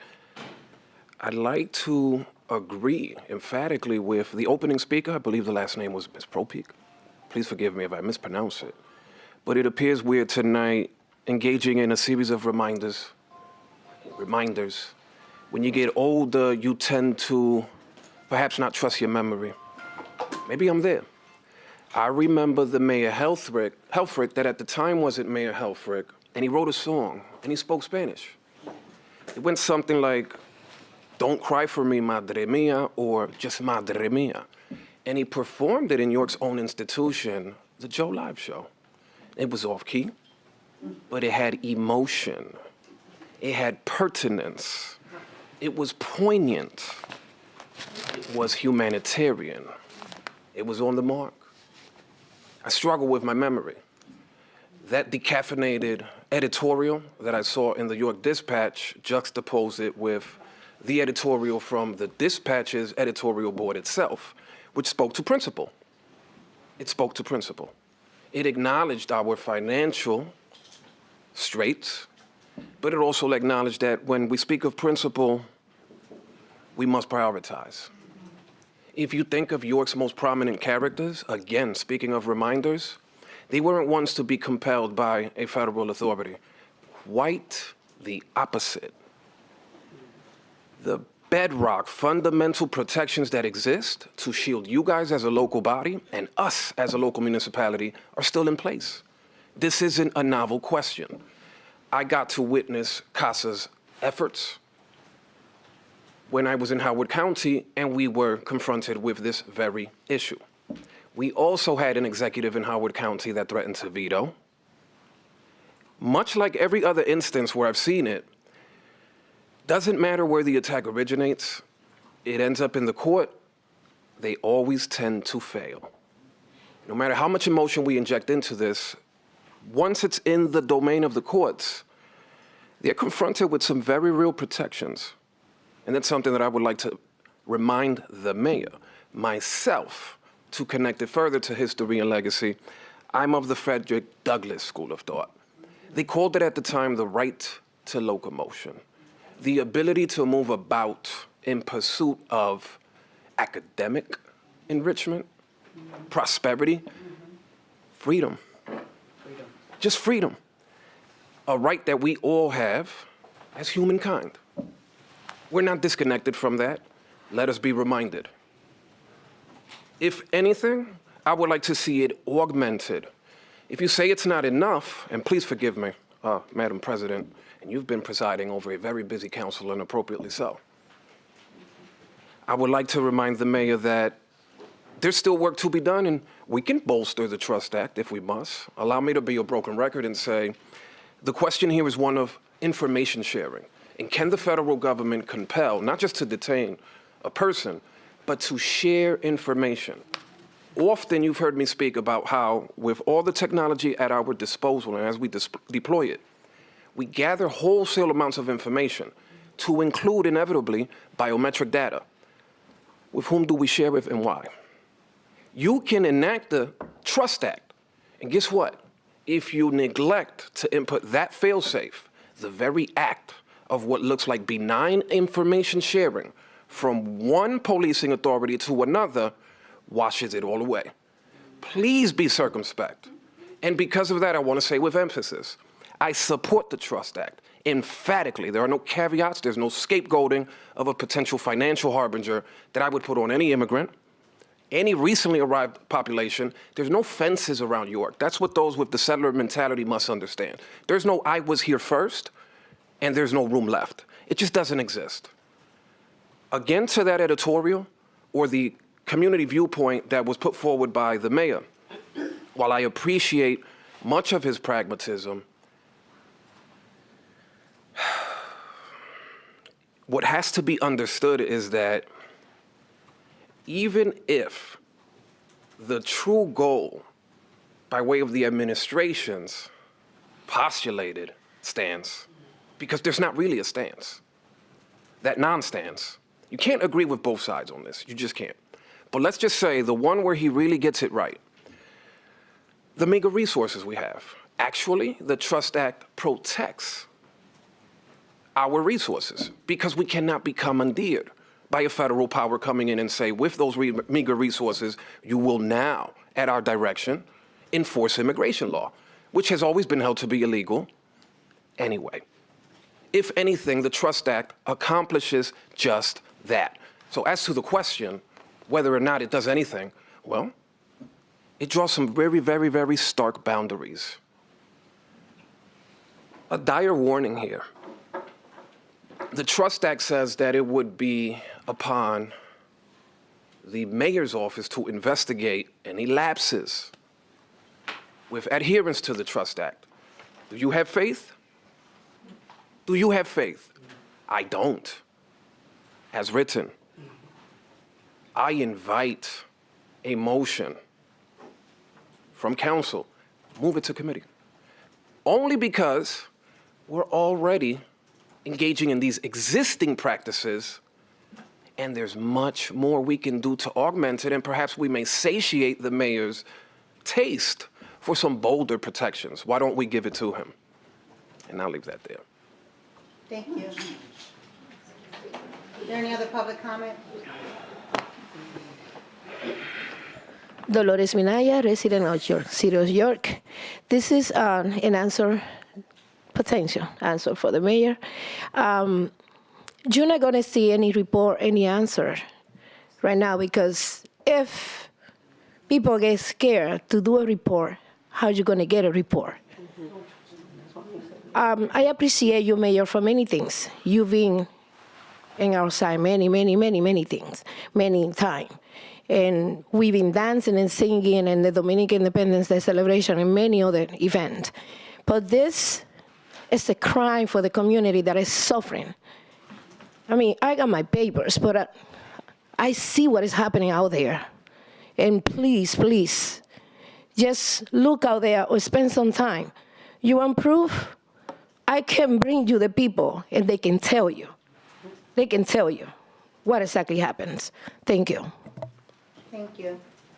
Yes, sir. Members of Council, City of York, again, this dialogue, this conversation is quite interesting. It seems to me that we're talking about principles, foundational principles of how law enforcement in the City of York will interact with us. I have a story for you. For about 4 years, I've been complaining to some of my friends about an experience that I have with the York City Police Department. I've been a manager, plant manager, production manager for various companies, and at that role, sometimes you have to terminate people's employments. I have terminated many employees. I have hired many people for the companies that I represented, and I went through that situation where there was the potential that a terminated employee went to my house and shoot my house. There were 9 shots fired at my house. One of them went through a window, When police showed there, I was in shock because I have at the time a 10-year-old daughter that was about my chest height. One of the bullets went through the window, hit a stairway that goes to the third floor, and if you were standing there, if I was standing at that step, it would have hit me in the chest. If it was my daughter, it would have hit her in the head. Police shows up, and they do a report, and they go away. Next day, my neighbor is sitting in his backyard when these two kids with two girls go through the back alleyway talking about the shooting last night there on the block. He's in the backyard behind a fence, and he heard them talking about this. So he gets his cell phone and over the fence start recording these kids. Then he noticed that they went around. He goes to the front of his house. He's 3 houses from me, sits there and records these kids as they go through. They stop in front of my house and took pictures of the house. My neighbor got up, took video of it, and he follows them. His son came to my house. The guys that shoot your house just went through. My father has them on video and pictures. Gentleman sends the pictures to me. I go to the police department with my victim number. Tried to talk to the police department about, I know who did the shooting. I presented the images of these individuals, and it has been 4 years since I did that, 3 or 4 years. Do you believe that I got a response from the police department? No. It's been 4 years. I have the case of Mr. Padilla. His son was killed at a park here in York City. It took a year for Mr. Padilla, actually longer, to hear from the police department on the investigation. He put this on Facebook the entire time. What happened there? So there's an issue of foundational principles that we have to work on. I cannot imagine if I was an illegal immigrant facing what I faced. I'm treated as an illegal just because the way I look like. I'm not. So I cannot imagine what an illegal or a person that just arrived here, that just came through that crazy border, will feel. Is that the city that we want to build for our kids? My 2 daughters live in the city. One is going to York College. The other one is just going here to Lincoln. Is that the example? Is that what we want in our society, in our city? Is this principle, is money more important than people? I'm not sure. What do you think? I don't think money is more important than people. So I support this, not just because some crazy desire to do something, but because it's the right thing to do. It's a way to say this is how law enforcement in this city will work with us. This is community policing. That's what we're asking, not this that we experience. That is my story. That happened. I have the victim number for you to look into it. Mm-hmm. Thank you. Thank you. Is there any other public comment? Yes, sir. Michael Walker, King Street. I was a little torn with whether I would say anything here because I am obviously part of the Black and brown community.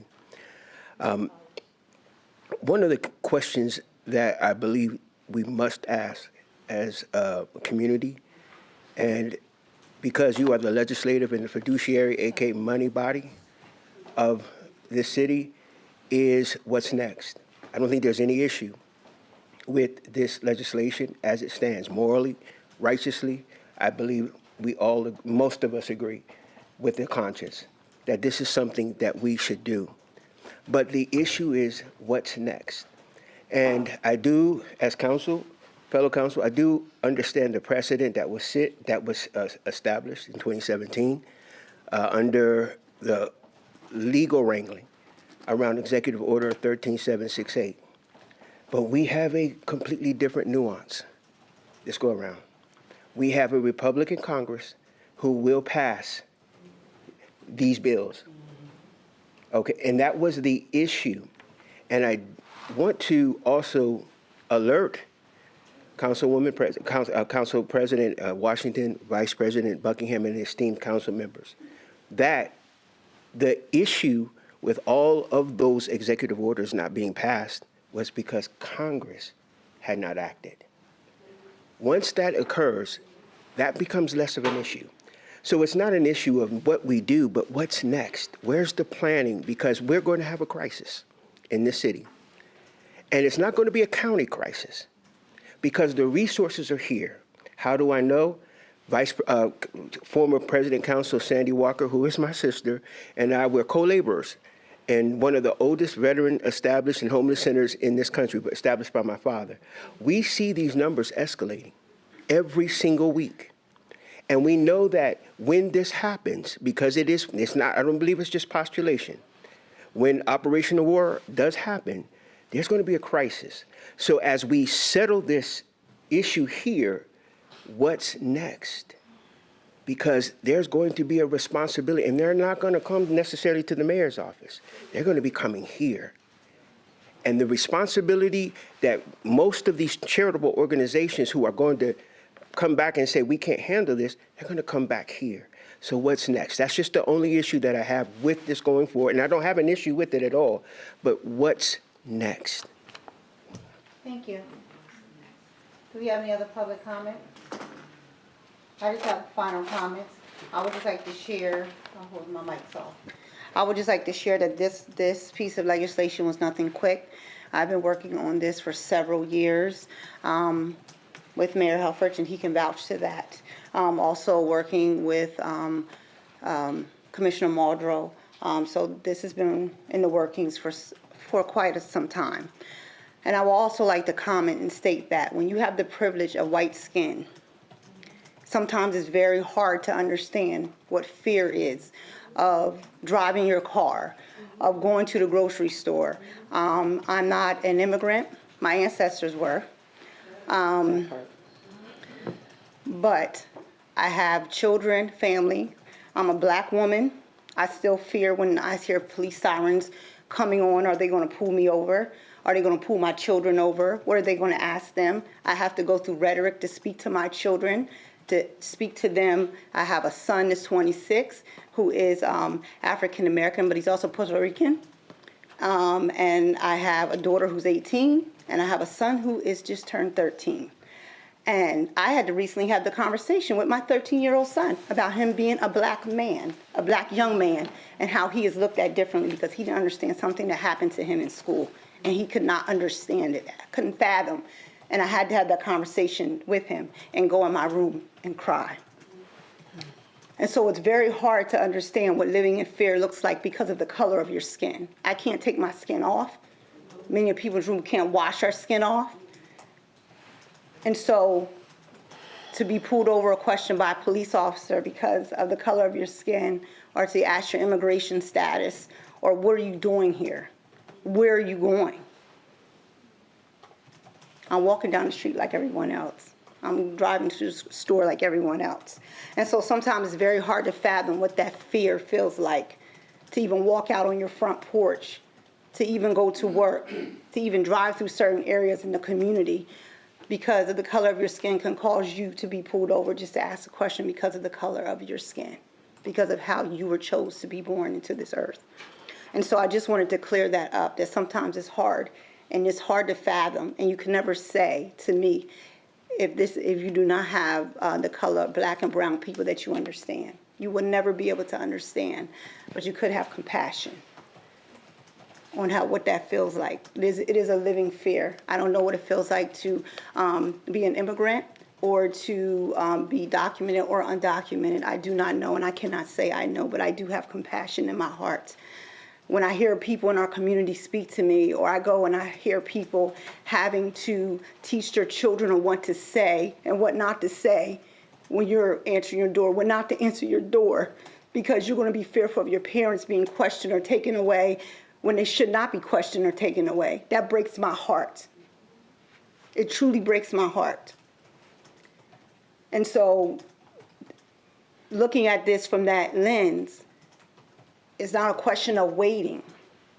We waited so long. The waiting is over. The waiting is over. You can wait and wait and wait and wait and wait for what? The time is now. And then to comment on work done of sitting in the mayor's office previously, before I served on council, I worked in the Bracey administration as the director of community relations. I sat on several calls. I've done several things. One of the things that I've been honored to do, I worked alongside Mayor Bracy, and when CASA first came here to York, Pennsylvania, and worked alongside them to we were providing them with office space here in the city of York, here in City Hall, is where one of their first office spaces were. And along with that work, I also worked hand in hand when Welcoming Cities first was spoken about for YMCA of York with Craig Wolf. And we worked together on that initiative to make sure that it was brought here to the city of York, to make sure that we had a welcoming city. And to that fact, we worked together that our work here in the city of York was actually published in one of the White House journals under the Obama administration during that time, and during the honor that I had the tenure to work under the Bracy administration. And so when we talk about work that was done or conversations and calls that are speaking of the immigration work, my sleeves have been rolled up, my pant sleeves have been rolled up, and the work has been done for years here in this city.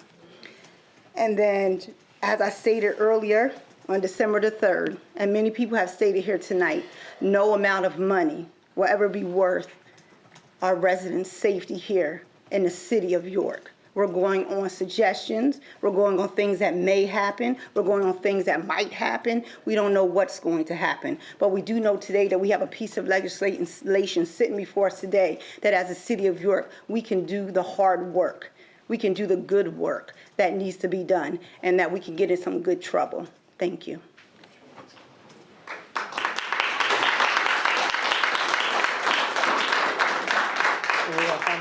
Is there any other council comment? Yes, I do have a comment, and I agree with our president, Washington. Very emotional right now. My heart feels like it's pounding out of my chest a little bit to know that money can be a factor, can be a threat to residents and our safety, that we might not see $2 million. And as Councilwoman said before, I'm a woman of color. My ancestors were immigrants. They didn't ask to be brought to America. And so my thing is this, we got to be very careful.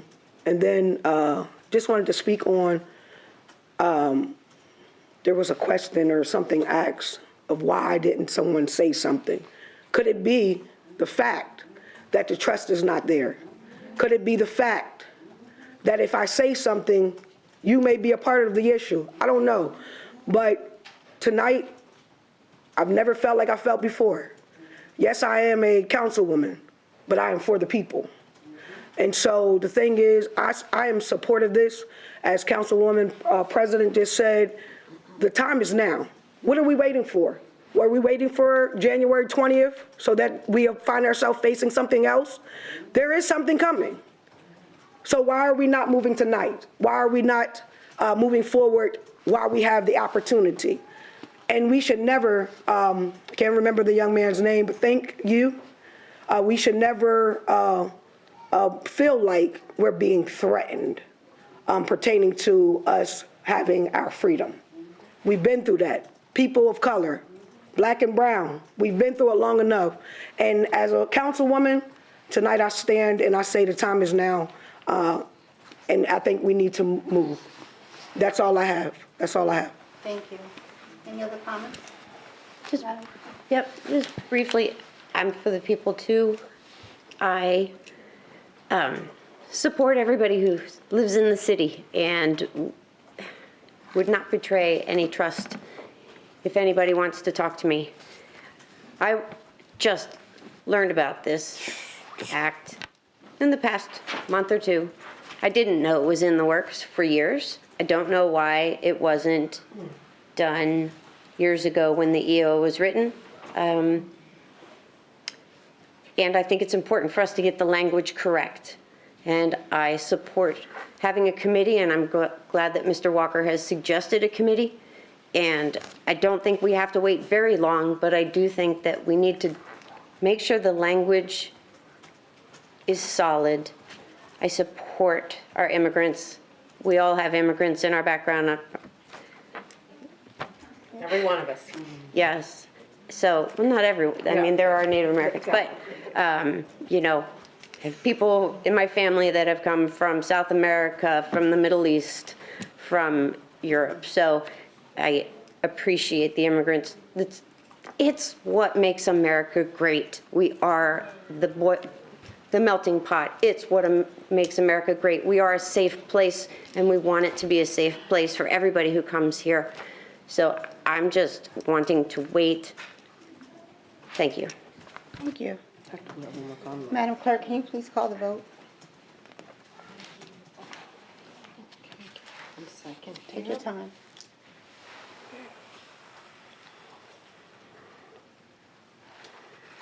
All right. Bub? No. No. John Askew? No.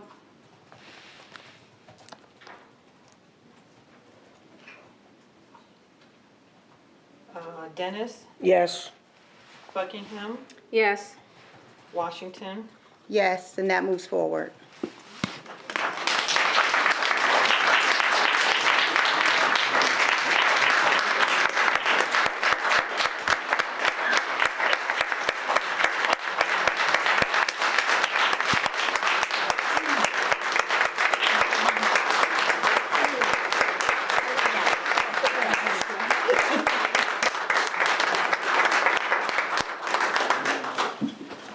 I would say don't clap yet.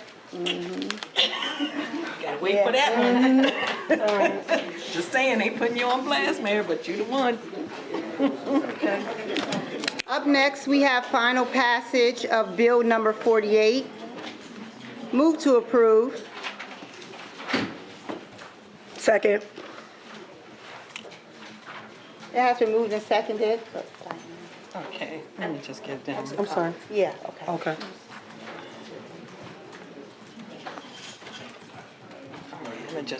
Y'all just want to wait a minute while they clear out. Clearing out. We're going to give a minute or two for everyone that wants to clear out, and then we'll move forward with the rest of council business.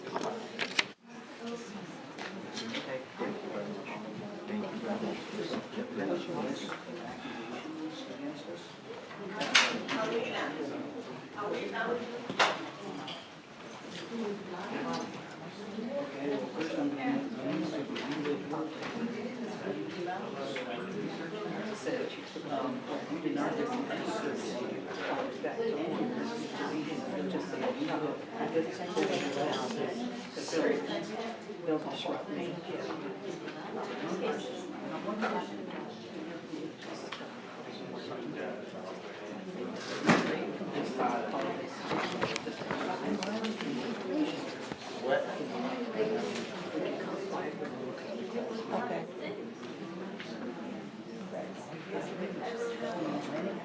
We're calling our council meeting back to order. If we can please quiet the room so that we can go on with the rest of our proceedings for this evening. Thank you.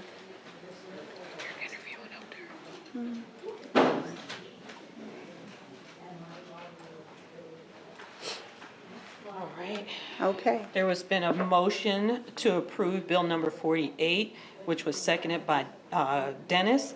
And it's a bill amending Article 185, Human Relations of the Codified Ordinances to include source of income as a protected class, update language in accordance with the PA Department of Housing and Urban Development to allow funding eligibility and to update language to make it consistent with applicable laws.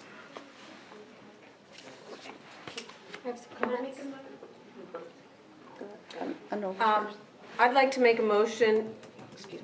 I'd like to make a motion to amend this bill to remove source of income as follows. Delete section 185.04 AC in its entirety. Delete source of income, the words source of income in section 185.06 A1, and delete source of income words in section 185.06.2.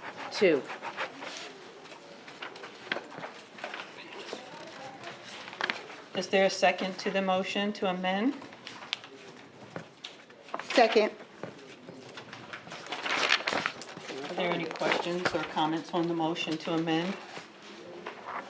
I just want to clarify, I want to read the definition of source of income from the bill. It means any lawful source of money paid directly, indirectly, or on behalf of a renter or buyer of a housing, including 1, income derived from any lawful profession or occupation, 2, income or rental payments derived from any government or private assistance, grant, loan program, or rental assistance program, including low-income housing assistance certificates and vouchers issued under the United States Housing Act of 1937.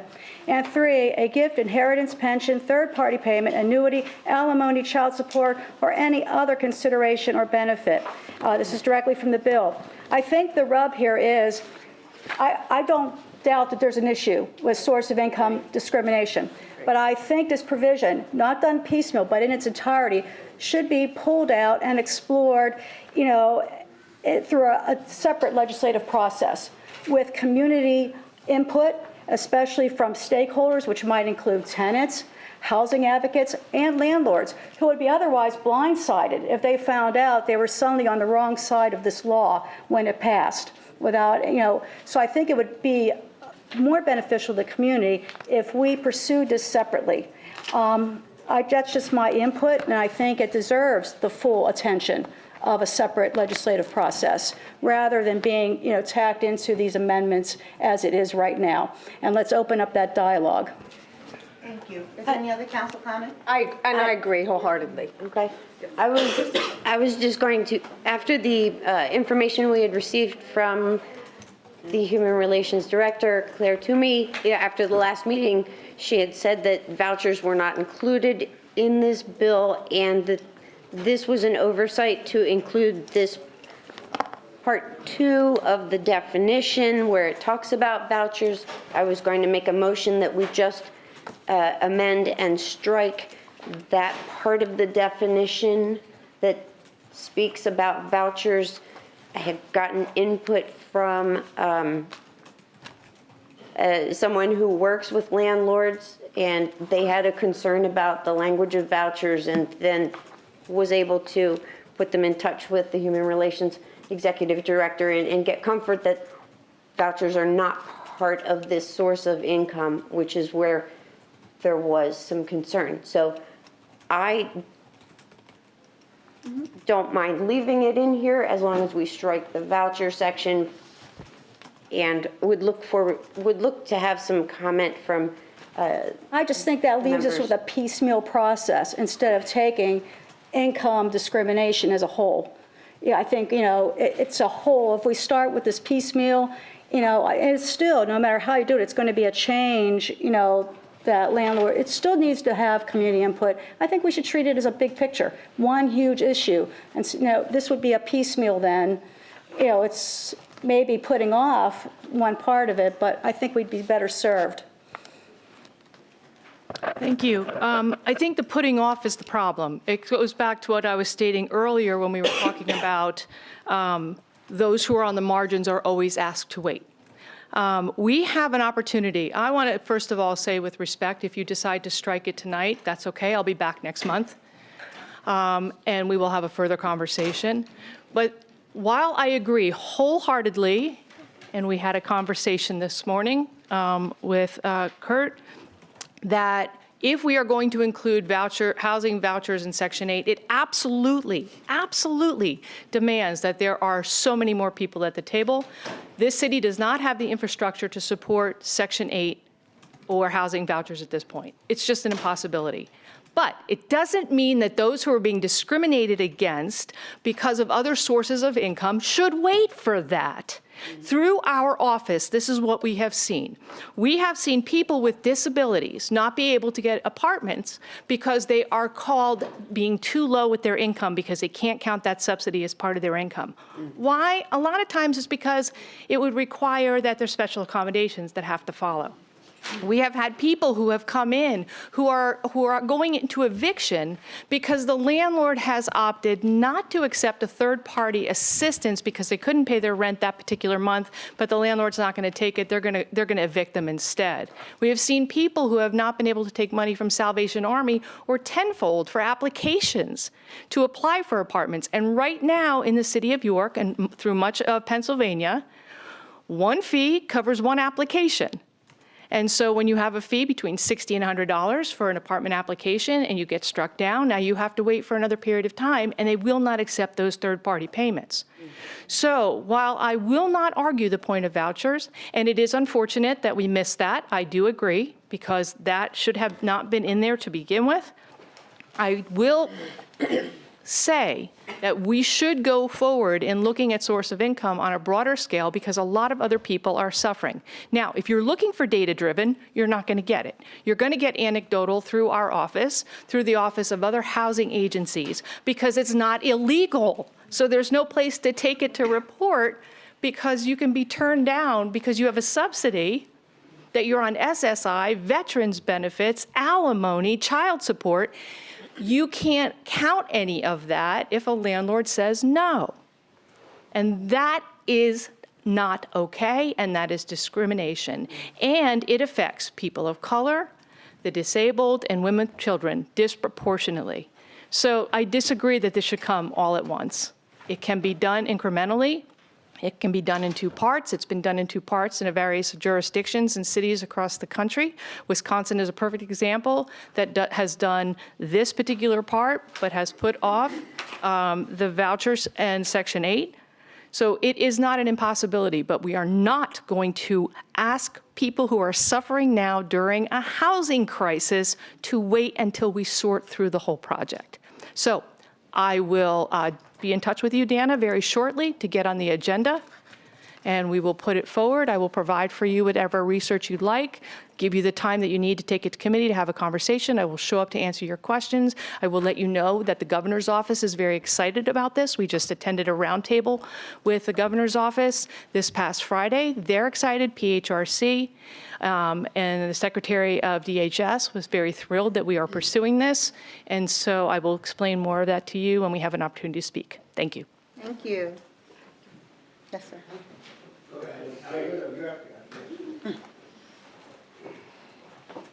Good evening. Good evening. My name is Kurt Blake. I'm the Kurt that was referenced. I've been a real estate attorney in New York for over 30 years, and one of my prior roles was actually solicitor to the New York City Human Relations Commission back with Steve Bush and Princess Street days, and so I'm very familiar with the organization and the good work they do. I just got involved recently as a lot of landlords, property management companies, real estate professionals became aware of this in the last week or two, and they asked me to appear and look at it. I asked, and everybody was very responsive. I've had great conversations with Claire. I've offered my involvement going forward in further discussions or committees.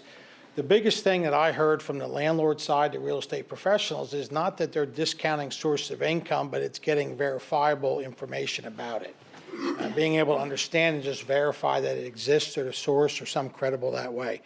As I explained to Claire, I believe it's, the landlord's only making money if they're getting tenants into these properties. It's not their interest to turn away a tenant if they can get them in and have a verifiable, good source of income.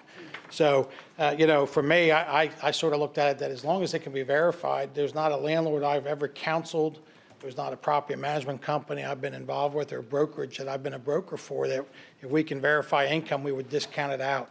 In fact, we changed our leases many years ago from rents due on the 1st and late immediately to rents due on the 1st, but not late until the 5th, because we wanted to accommodate different sources of income that were coming in without the assessment of late fees on those rentals. We wanted to give everybody a fair opportunity to get their monies together. So this is not a novel approach. I think everyone's looked at the source of income.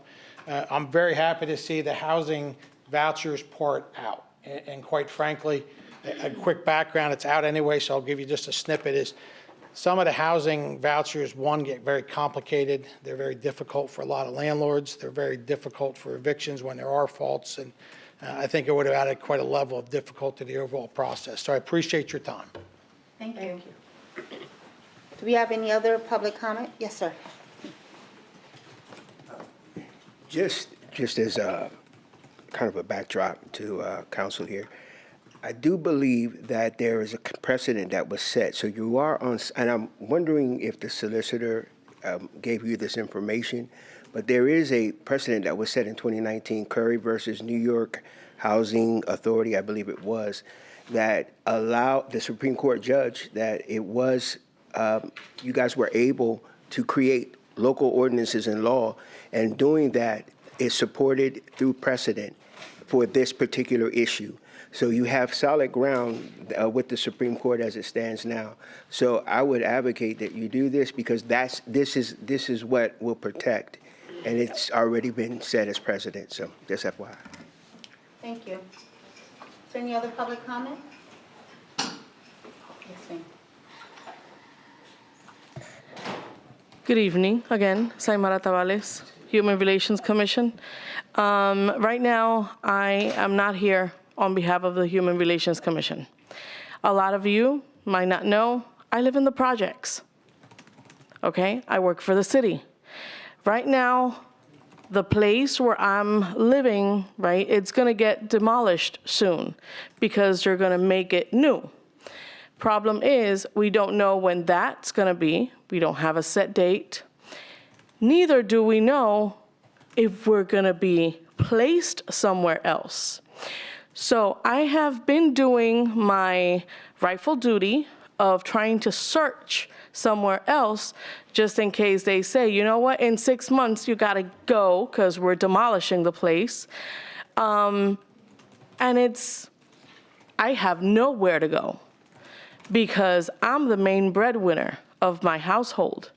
My husband is disabled. I have a daughter in college and I have a 14-year-old.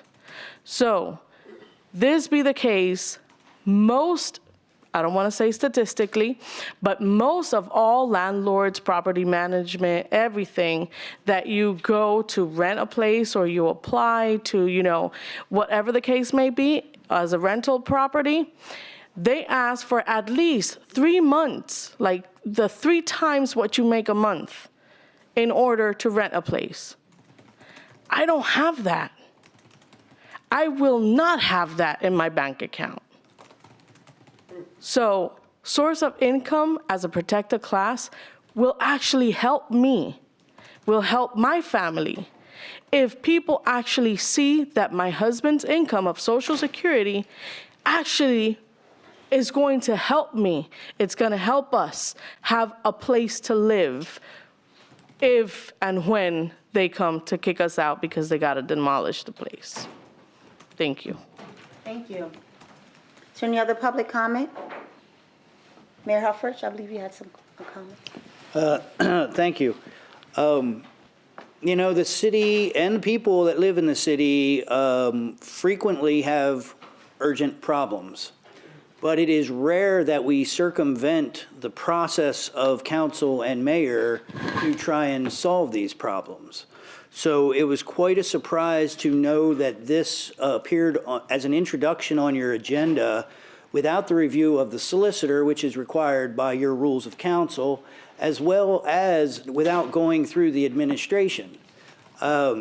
We did not have a chance to review this. And I will ask the solicitor a few questions. You know, have you had a chance to review the precedents for legal actions in other communities? You know, this is my job to protect the city from being sued. That's part of it. That's why we have these processes that are set up. So I've got a fiscal responsibility, and I've got a responsibility to, which is also fiscal, to not spend lots of money on lawyers going through things that we didn't do ahead of time, that we didn't check ahead of time. So my concern is, and again, the question for the solicitor, 2 questions. One, was this reviewed before it appeared on the council agenda as required by council rules? And 2, was it, or do you have any concern that this may cause a risk of potential imminent lawsuit against the city of York?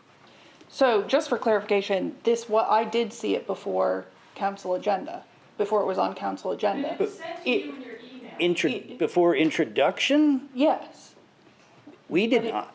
But it is not, I didn't get a review question from administration or council. But yes, I saw it before it was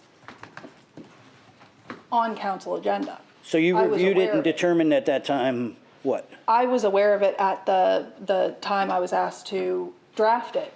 I wasn't asked for, an administration opinion or a council opinion on it. There are Philadelphia and State College do have, the language used is from Maryland, I believe.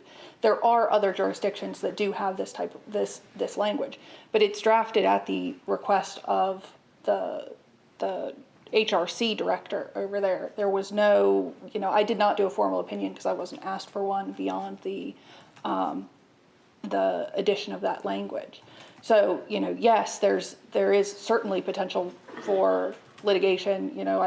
If it were enacted as drafted, I'm sure Attorney Blake would, file something tomorrow to challenge the implementation. So, there's absolutely risk to how it's drafted. So again, my request is just to send this to a place where we can actually review it and have the time to assure that we are not endangering the citizens of York with legal action.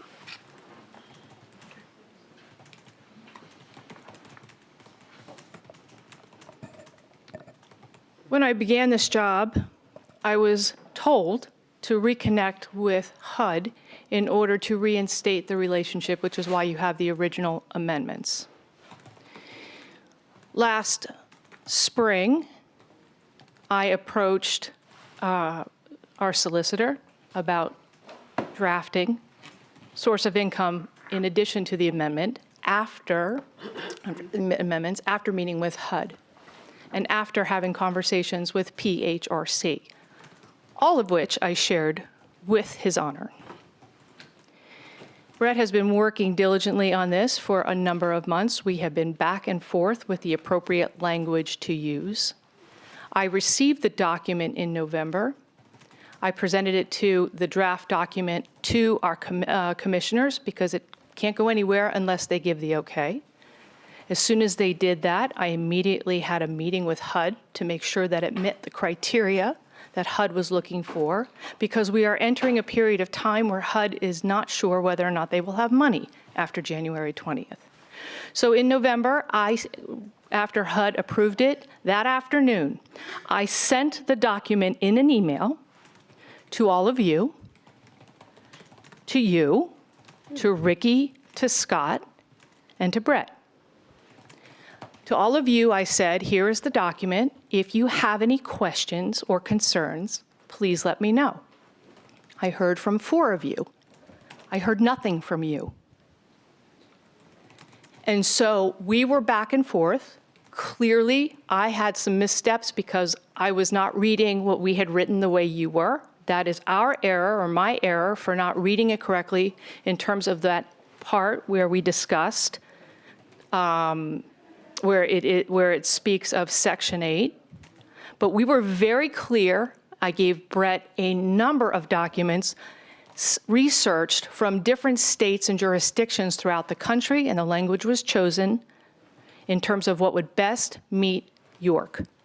So aside from that little editorial piece that made it necessary for us to pull it tonight, everybody received this as I did. I cannot help it if you don't read your emails. But this was not circumvented. You and I have had numerous passing comments about we need to talk about source of income. No, that's not true, because the original one you were very excited about.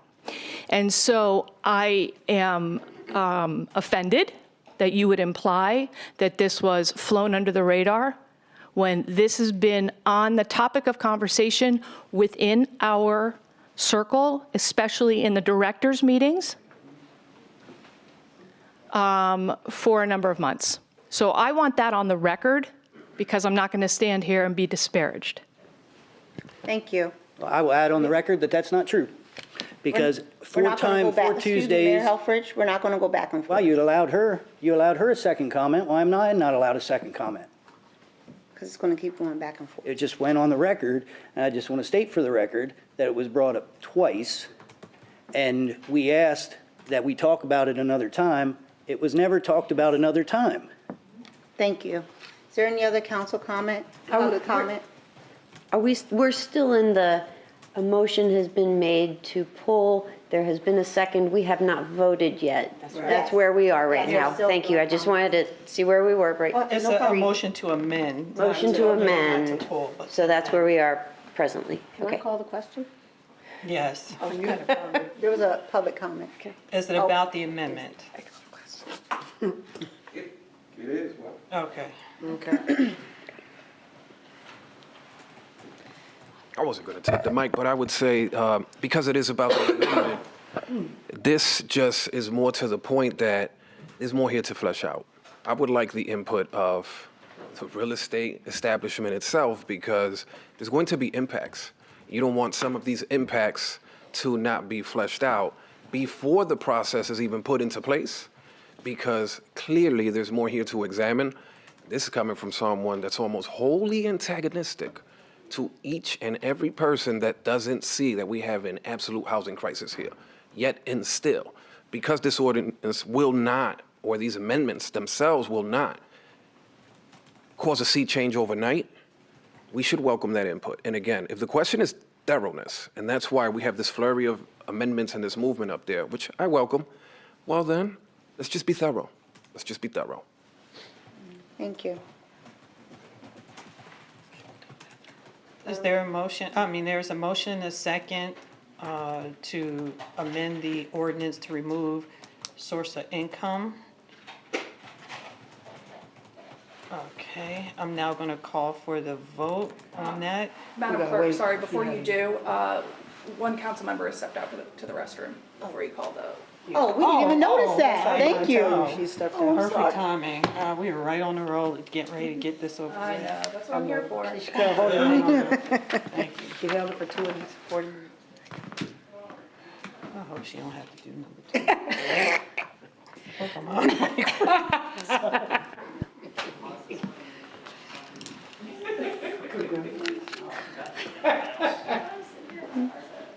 There's more.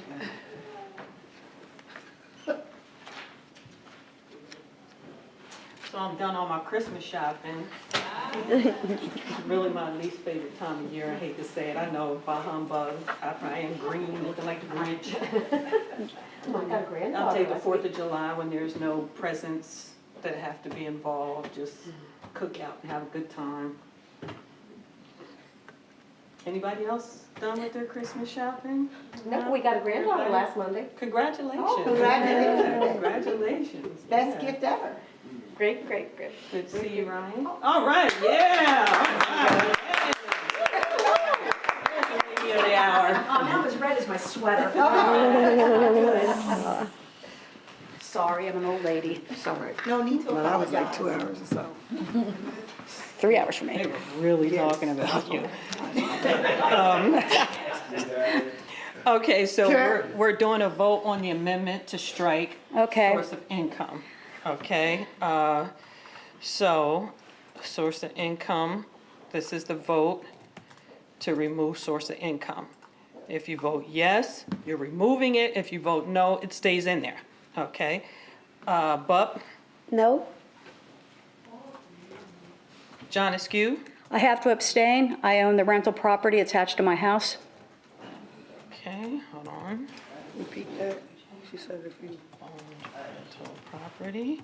Does council, is council agreeable to the abstention? Yes. I don't have to abstain? All right. Anybody opposed? So I don't know that that's a specific conflict of interest. I mean, you're abstaining for conflict of interest reasons. This is an ordinance that would affect the class as a whole, and so it's not specific to you, even though you're a landlord. It's not a conflict of interest when it affects the entire class. So I can vote. You can vote. All right. Say it again, Brett. So it's not a conflict of interest if so when council is voting on legislation, it all affects them as residents as well. And so for this proposed legislation, it affects the entire class within the city of York that owns rental properties, and therefore it's not a conflict. So she can vote. Yes.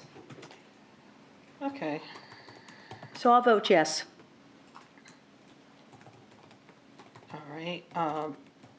Dennis? So that I'm not confused on how that went, can you explain that one more time? Yep, if you vote yes, that means that you're going to strike source of income, Okay, okay? Yeah. No means it stays in there. so yes, Yes, you want to strike source of income? yes, Okay. thank you for that. But was a no. John Askew, Dennis. Buckingham? Yes. Washington? No. Okay, and that strike passes. And therefore will be removed from the ordinance. Now, we will now call for a vote on the ordinance as amended.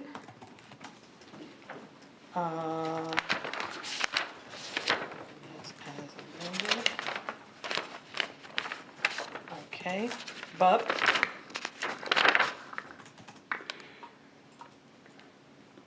I'm just trying to understand what's left. Okay.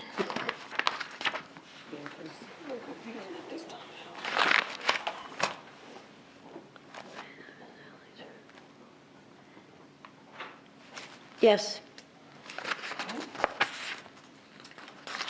John Askew? Yes. Dennis? No.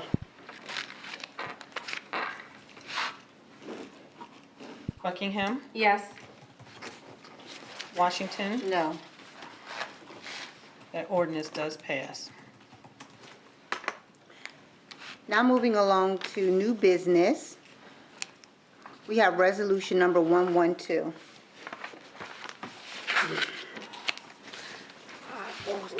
So introduced. Is there a motion to read by short title only? Second. So moved. All in favor say yes. Yes. Yes.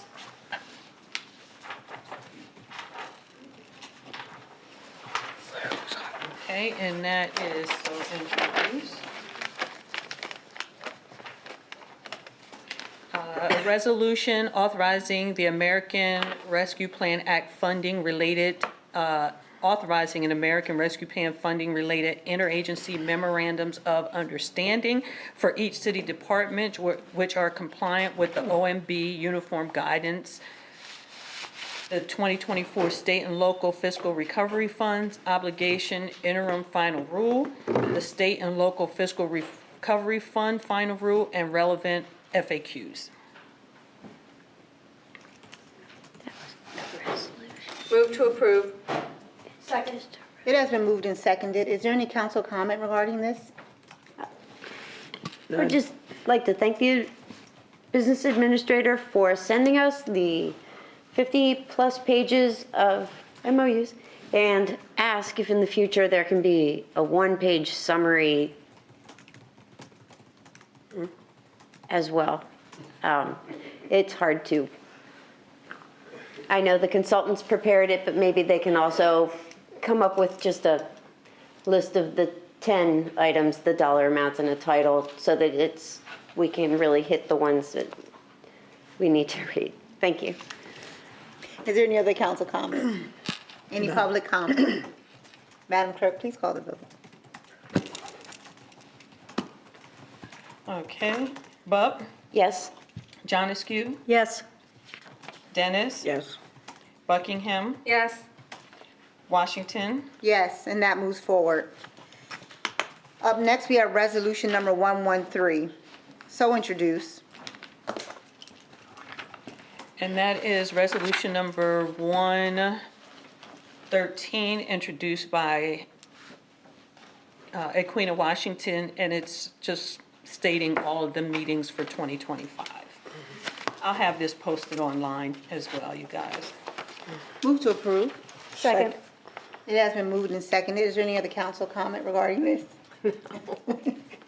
Any public comment? Madam Clerk, please call the vote. Okay, Bub? Yes. John Askew? Yes.